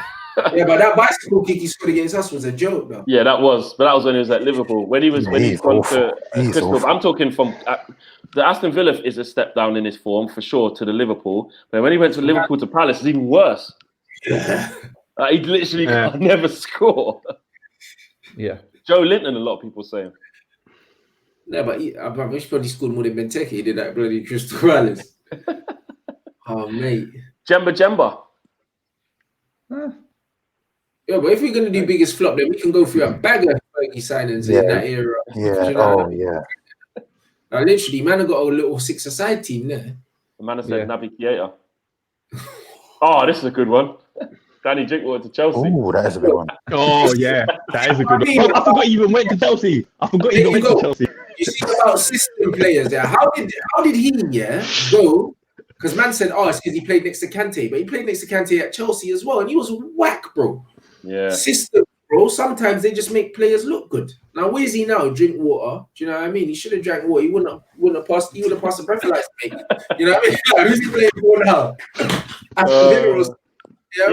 He's at Burnley, isn't it? See, and he's got a medal. He's got. Villa. And he done something bad, isn't it? Yeah, and he got in trouble. Yeah. Soldado. Ooh, yeah. Pep had a few bad signings, as well. Yeah, Soldado. People dropping bare United players. Depay. Yeah. Di Maria. You have to say it was a flop. Zaha. First season, I think Pep signed a good few people that only played one season. He sold them. What was the goalkeeper's name that he signed that was dead? Oh, Bravo. Raul Bravo was dead. He flopped. Claudio Bravo. No, Claudio. Was it Claudio Bravo? Yeah, Claudio Bravo. Bravo flopped spectacularly. Yeah. You know what I'm saying? Oh yeah. Yeah, he signed a few man. Danilo. Yeah. Oh, Dominic Solanke. Well, Solanke, yeah. 20 million from Liverpool to Bournemouth. Has he scored? Don't think so. For Brewster to be better than Mason, bro, after all the gas, but it's fine anyway. I think he's Bakayoko's up there. Yeah. Oh god, yeah. Bakayoko had a that is a good one. Torres time. Schweinsteiger's there. Yeah. I don't think he wasn't used. Yeah. Schneiderlin. He came. He was supposed to be, was good at Southampton, doing his thing. Him and Wanyama had a good season, and then Wanyama went and done all right at Tottenham and Morgs. I don't think he was given an opportunity either, but you have to say it was a flop because then he didn't even do too well when he went to Everton either. Iwobi. No, I don't think he flopped. I think man knew what Iwobi was. Yeah, it's Everton standard. He's not. No one's mentioned John Stones. Oh, he's so bad. But I never really rated him ever. Like, to be fair, you know what I mean? He just Cruyff turns in his own box. That's about it. Oh wow, Alberto Aquilani. That's where we're going now. Because if you go into that era, then we can go to Liverpool and pull out a bagger, man. Yeah. We can't do that. Liverpool have had some Welbeck. People are saying. People are saying Welbeck and that's crazy. Pepe, Nicola Pepe. Don't know. He hasn't even finished the season yet. Morata at Chelsea. Oh yeah. True that. Yeah. So basically, after all of this, who's the biggest flop? Daniel Sturridge after his one season wonder. Oh, that guy. I tell That you what, guy. after one season wonder, if we're talking one season wonder, Me too, fam. Me too. Me too. Me Straight too. away. Is that what you're gonna say? no, it wasn't Michu, but he was. What's the guy? He was at Berahino, Saido Berahino. Saido Berahino. He had that wicked season at West Brom, and he was just like Yeah. ready to move to Tottenham because he battered it up. I remember he scored against everyone, and then he just didn't let him go, and he just died from there. Yeah, he was just trapped. He was just trapped there. Yeah, Trapped forever. Yeah. Jordan Ibe. Oh yeah. Jordan Ibe went to Bournemouth for good money. There was a lot of talk as well when he was at Liverpool. Do you know what I mean? Bojan. Now Bojan was alright at Stoke. Mm. I thought he was alright. Mkhitaryan, you have to say, was a flop at Arsenal and United. Bojan wasn't what people expected him to be coming from Barcelona, but I wouldn't say he flopped because he did himself justice to a certain. There's one. What a player. I don't think Tarap's a flop. I think that guy is one of the most talented footballers I've seen play in the Premier League. Yes. Why couldn't he make it? Well, it's his attitude, but everyone knows that though. Tarap, he played for like 50 clubs and he's still not even old. But his season in the Championship that is the best season in the Championship that you will ever see. Like, that was ridiculous, bro. Some of the goals, he was on Showboat Soccer every week, bro. And he was bagging goals as well. Tarap, QPR. Woo! Yeah, he was proper. And the last little bit that we're going to do, which is the home straight of our segment. Actually, before I tell you what that is, let me just refresh. We're at 12,000. See what the money's saying. Yeah, 12,770. So, are we going to get to 13 in half an hour? I'm not sure. Give it a push, guys, if you can. We're still there or thereabouts for 2,500 people watching. A couple of hundred below that. It's been fantastic. Trying to get to these. Push it to the limit. Yeah, exactly. Keep pushing, man. I'm trying to see if there's any super chats that I haven't read out. Just going to make sure. Love from Minneapolis. Minneapolis. Yeah, crazy. This one. I said I was going to come back to this. This is from Toby Aldridge. Thanks for the contribution. Combined United 99 side and Arsenal Invincibles. This is well. Mad. I'm gonna. So we got the facts right. I'm gonna just make sure. This is all right. This is a decent team. There. So if I put in, this is a decent team. I know United's ones. Let me put Arsenal's. Yeah, let's figure this one out. Let's see what the teams are. It's our goalkeeper. It's our goalkeeper. It's their left back. It's our right back. Right. So obviously in goal. Oh, position by position. Yeah, let's just start from position, right? So in goal, their keepers that season was Jens Lehmann, Stuart Taylor, and some guy I don't know. But obviously we're going with Schmeichel. Yes. Yeah. Yes. Yeah. Schmeichel. Cool. Yeah. Left back. Ashley Cole. The best left back in Premier League history. Ashley Cole, isn't it? Yeah. Yeah. It has to be. Centre backs, they had Keown and Campbell. Yeah, so Campbell. And Torre. They had. I'd have Campbell. Campbell and Stam for me, like Campbell and Sam. That is a beast of a central. Campbell and Stam. That's the scariest centre backs I've ever heard of. Yeah, for real. Yeah, that is. If them in their prime. You're not beating them for pace. You're not beating them for strength. You're not beating them in the air. You're not beating them anywhere. Nothing. Physically, nothing. All right, cool. So we agree with that. Right back. So you've got Gary Neville. Lauren, isn't it? And you've got for them you've got Lauren. Yeah. No, I'll go Gary Neville. Yeah, Gary Neville all day. That's not even a debate. Now this is where it's going to get interesting. Obviously, their midfielders were Patrick Vieira, Pires, and Ray Parler, Gilberto Silva, and Edu and Nürnberg. It's Keane and Vieira. It has to. Yeah. You play them both. You have to. So what? Scholes isn't getting in this team? Scholes can play too. Shoehorning everyone into the team. We play that three in the middle. You know what I mean? We have to, man, because we can't leave out Keane or Vieira. That's sacrilege, bro. You can't do that. So what? Actually, the left back is definitely better than Irwin, Ashley Cole, yeah? Yes. In terms of all round, yes, bro. The pace and that, bro. Ashley Cole. All CR7 about Ashley Cole, bro. He didn't want any of it. Yeah, Ashley Cole was. It has to be. Irwin was fantastic, obviously brilliant. Irwin, technically, in terms of just pure football, was better, but no, like all around. All right, cool. I think Man United might have a unanimous midfield, you know, to be honest, because you've got Giggs to go as well. No, Giggs stays in. Yeah, Giggs stays in. Absolutely. All right, so we're saying Giggs on the left. What? No Beckham. So it's between Beckham on the right, Ljungberg on the right, or Scholes, because Scholes is still not in this team. Scholes is in the third man in midfield. He has to be. I'll take Ljungberg, fam. You're already not putting Perez in the team, fam. I'll take Ljungberg, fam. I'm playing Scholes. I'm playing Scholes, Keane, and Vieira in the midfield, and that midfield is a joke. Scholes, Keane, Vieira, that midfield is an absolute joke. We'll do 4-3-3, yeah? Scholes, Keane, Vieira. We're only doing 4-4-3-3 to shoehorn Scholes into the ranks. No, not really, bro. Nah. Yeah, then we're taking Giggs out of it. Should we just do 4-4-2 because that's what they both played back then? Yeah, it has to be a 4-4-2. Giggs out of it. You can play Giggs. I think to keep it simple, do 4-4-2 because we played 4-4-2 that season as well. I think it's Vieira and Keane. All I'm saying is, yeah, like, bruv, like, Thierry Henry, yeah, is better than everyone. So, it's one of them. If you the only striker, it's fine, bro. That everyone's agreed on so much. There is no debate on that. Everyone, like, it's cool, isn't it? So it doesn't really matter. All right, so okay, so what is the midfield options? What are the striker options? We'll decide if we're going to go for a 2 up front or 1 up front. 2 up front. Who did Arsenal have up front? Arsenal had, that would be Bergkamp, Henry. And Henry. But we had Wiltord as well.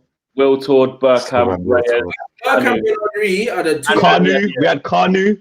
We had Kanu as well. Bergkamp and Henry are the 2 best strikers in that whole conversation. So, who was I talking to? Actually, it was very underrated, but he was not Dennis Bergkamp. Right. But you know what? Yeah, this is what Ricky was saying earlier, and it was a good point. He said, "I'm not saying that Bergkamp is not a fantastic player, but in that season, did you know that Dwight York actually got more goals and assists than Bergkamp in that season?" Yeah. In the treble-winning season, he did. It's all about what that player is to your side. It all comes down to who works for that team, doesn't it? I mean, you could say Scholes and Keane in midfield will work better with Cole and York up front, but in that midfield works better with Henry and Bergkamp. It's each team had it. It's like even say for example on the right, if you put Gary Neville in, you're gonna want Beckham in front of him because it just worked. Do you know what I'm saying? Yeah. Like that's it. I wouldn't go, let's put something, because you know that Neville with Beckham in front of him is gonna work. Unless you're just picking the team purely on ability, which is what I was doing. And that's why I think Dennis Bergkamp's just better than all of them. Yeah, ability-wise, yeah. All of them, bro. Like Dennis Bergkamp is all right. One of the best ever to play. So what are we finishing off with the 2 up front? We have the midfield. What's the midfield? Who's played on the left? Well, yeah, so the left is Giggs. Yeah. Then we went for Keane and Vieira. Yeah. And who's on the right? You were trying to shoehorn Scholes on the right just to put him there, or? I don't think so. Nah, fam. You can put Ljungberg on the right. Ljungberg can play better on the right than Scholes can play on the right, fam. Play better on the right than him, yeah. Left back here. And I would even take Beckham. Why would you put in Scholes? Why would you put in Scholes just to shoot him in instead of Beckham? That don't make no sense. That's why I didn't want to play the 4-4-2. But I didn't really want it. Would Vieira and Scholes be a better pairing? Yeah, for me it would. Do you know what I mean? But I know certain man can't be leaving out Roy Keane. And certain man have that's the thing. Forget certain man. What are you doing, fam?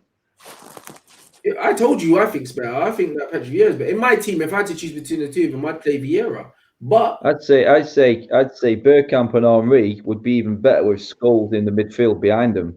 Yeah. I think they would be even better. That would be a madness. Yeah. I agree. Do you know what I mean? If I had to pick out of the two, who you dropping then? I would drop Keane. Mad. No, I'm gonna go Keane and Scholes for the leadership of Keane. Scholes the guile, and I'd have Henry and Bergkamp in front of them too. I think that is immense. Yeah. I just think that for winning me a Champions League final, I would pick them. I would pick them. I'll tell you, these are all just ballers, bro. Like, man, okay, it says Scholes and either of them. So, like, Scholes is the mainstay, and you pick around that. No, it doesn't matter. Scholes and Bergkamp in the same team. Imagine that. I'm saying prime Ronaldo or prime Henry, says Azim. Hey, prime Ronaldo is one of the greatest footballers ever. Like, we've already established this. Like, prime Ronaldo. Prime Ronaldo. It has to be. It has to be. Look at the number. You can't do. Look what Ronaldo has. Question. Yeah, it's unbelievable. Is it prime Ronaldo? Okay, I was thinking maybe they're saying prime Ronaldo at United rather than just prime Ronaldo, and then prime Henry at Arsenal. But yeah, maybe. Yeah, but even Ronaldo in his last season at Manchester United, he was doing madness. He was phenomenal. He really was. The last 15 minutes before we're done, I want to try and do an all-time Premier League 11. So now we really all-time. Shearer, world class. Right, let's start from keeper. Who's the best keeper to ever play in the Premier League? Number one keeper. So you're talking. I might go with Van der Sar, Michael Check, Van der Sar for me.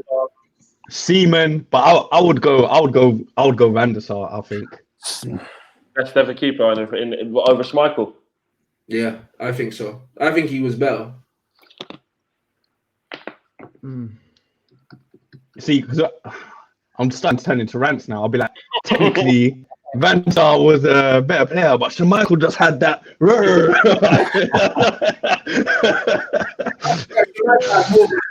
about him, but I think that Van der Sar was just a better goalkeeper. Van der Sar? Raise your hand for Van der Sar. Yeah, I'm Van der Sar as well. Van der Sar wins it. Yeah. We've got Czech in the comments. We've got David James. I put some respect on his name, fam.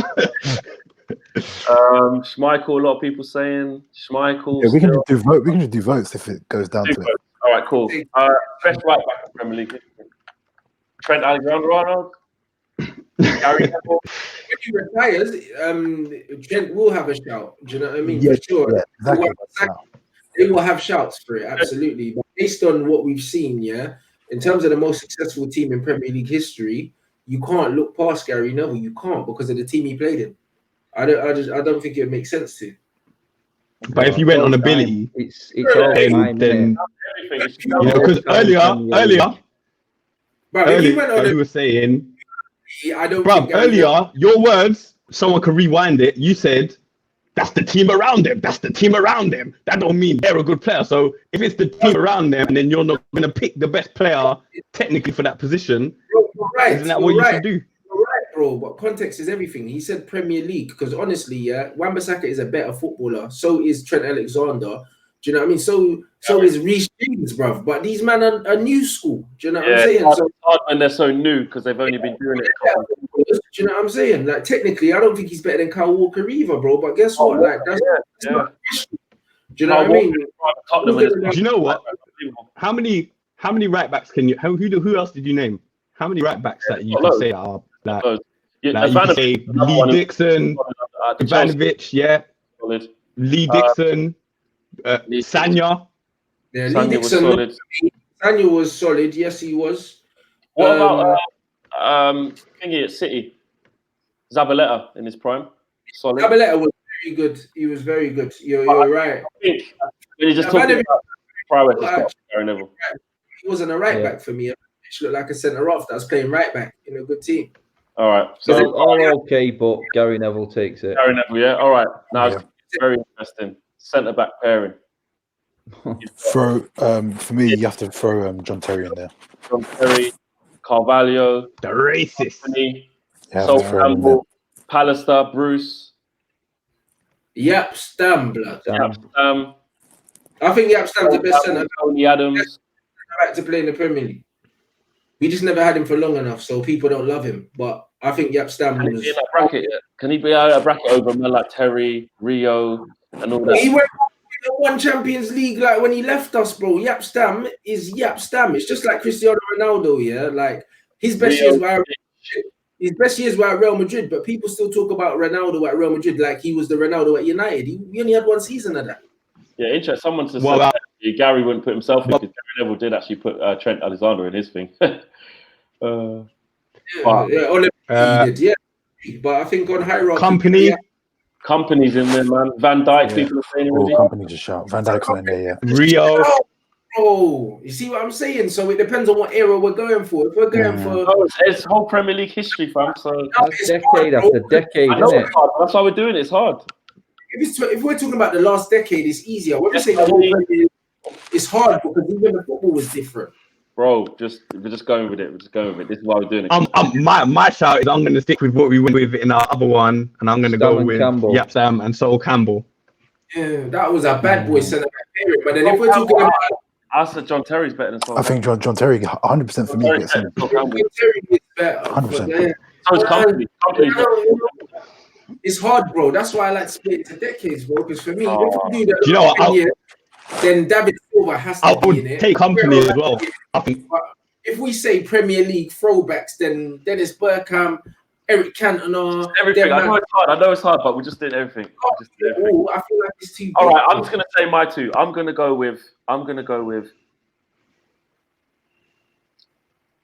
Rio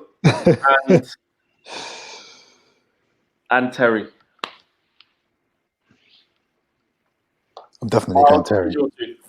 If I had, who's your two, Mars? I've definitely got Terry in there, and I haven't quite figured out who my number 2 is. All right, Adam, who's your two? I'm gonna go Rio and Sol Campbell. Okay, I've changed mine. All right, I'm gonna go one old, one new. Rants, I'm gonna go with. All right, Josh, you go. You could put Company in there. Oh yeah. I'm gonna go with Company and Tony Adams. I think it's Company and Terry for me. Tony Adams, because Tony Adams was part of one of the best defensive line. They were the best defensive line back in the day, fam. You can't argue that. When Wenger got that defense, you know what I'm saying? All right, Rants, who you going with? I'm gonna go with Stam, and I'm gonna go with Desai then, bro. If we're going that far back, bro, because those are the two best centre backs. Those are the two best centre backs. They're the two best. He's Rawley from Ghana playing for France. Waste man. In terms of pedigree, I don't played for Ghana, we would have a World Cup. Two man there. In terms of pedigree, really, none of us have actually agreed on that centre back. No. That's good. That's what it's about. Ashley Cole left back, I think it's safe to say, or is Robertson? Robertson? No, come on, stop, man. No, stop. No, I'm going with Cole. Name for the sake of it. Okay, cool. I think that gets this. To give more flexibility, we'll go over 4-3-3 for this because we've got to fit in number 10s and attacking midfielders and whatever. So we'll go 4-3-3. Two centre midfielders. Wow. Where did Gerrard, Scholes, Lampard, Keane, yeah. Who's going to play with Scholes, bruv? That's the question. Scholes going to play with Scholes? Scholes straight away. Oh, who's going to play with Paul, mate? This is horrible. This. I'm going Vieira, fam. Three midfielders, yeah. 3 midfielders, 3 strikers we'll go for. I'm going to go Scholes. And I'm going to go... Scholes, Gerrard, Vieira for me. Oh, that's some midfield there. I'll go Scholes, Keane and De Bruyne. Oh, wow. Oh, ouch. Oh.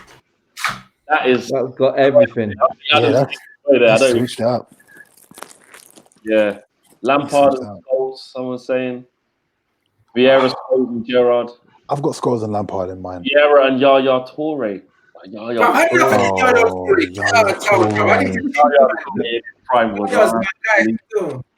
guy. Oh Lord. Oh damn. Right, cool. Might have to take out Stevie. Sorry, lads. Yaya Toure, bruv. Are you mad, fam? Yaya Toure is a madman. So that prime Yaya Toure for 3 seasons was like the Hulk, just running through man and smashing them everywhere. De Bruyne, Scholes, Vieira. I think I'm going De Bruyne, Scholes, Vieira is a shout, fam. Yeah, I'm gonna go that. De Bruyne. What did you say? I think Keane, Scholes, De Bruyne. Vieira. You can all thank me for reminding you about Kevin De Bruyne as well. Right. Yeah, I would definitely go there. Yeah, right. He doesn't really play centre mid for City. He plays on the right. Damn, Adam, you swayed the whole thing, the whole conversation. What's that, Flex? we're leaving David Silva because we just picked 3 midfielders. That's what I'm trying to say. But that's why I said it's easier to do it by eras, man. Because it's too hard, bro.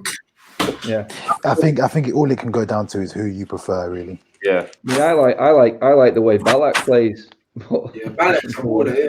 That's what I mean. I like Michael Carrick. Yeah. So but That Yaya one is Toure, open for debate. Midfield are hard. Yaya Toure. Okay. So we haven't really got an answer. Not really. Everyone's got their own individual.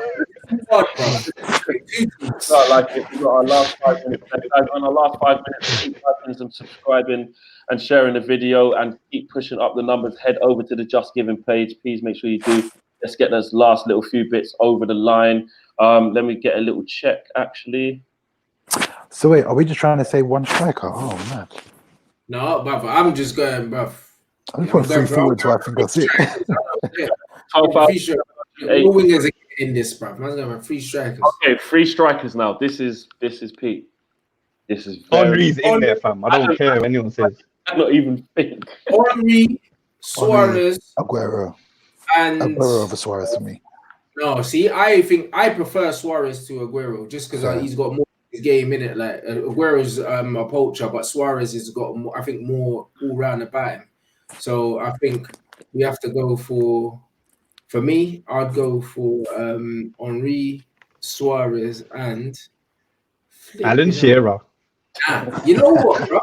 I can't man just have Suarez and Agüero. Screw it. You know what I'm saying? Like, and Henry, bro. Why not? No, Ronaldo, Suarez.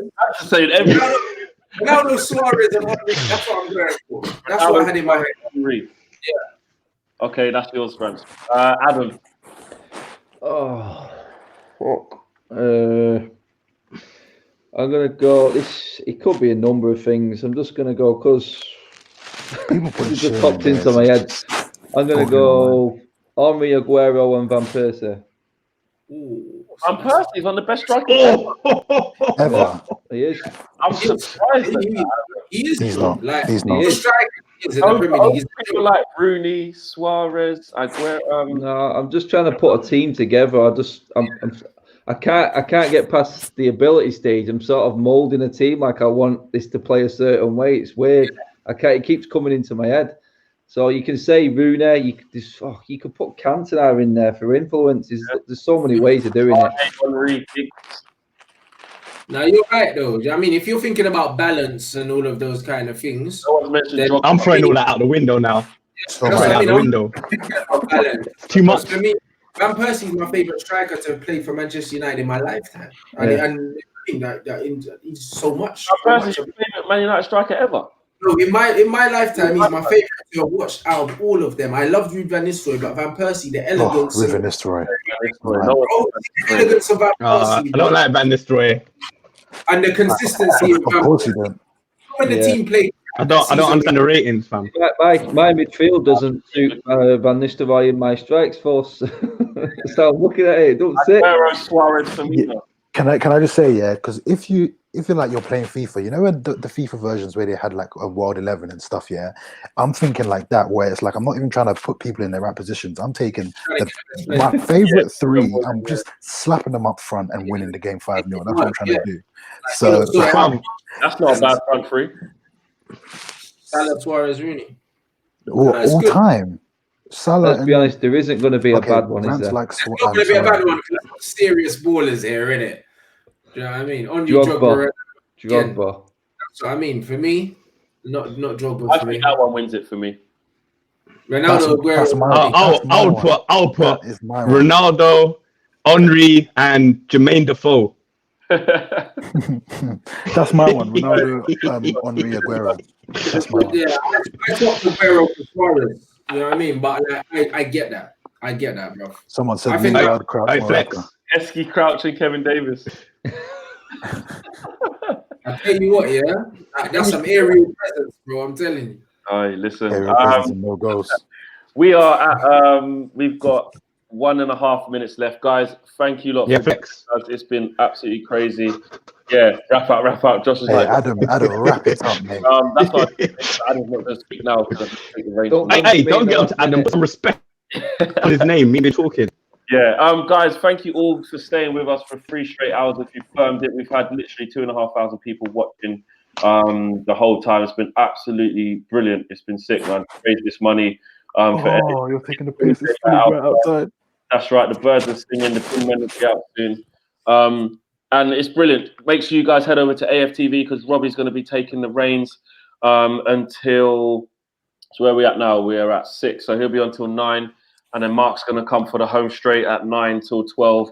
The final figure that we're on at the moment. Final figure that we are on. Just do a quick refresh. Was £12,769, which is absolutely brilliant, fantastic, man. Thanks for all the love. Thanks for staying with us. Keep donating. Like I said, no matter how small, it really doesn't matter.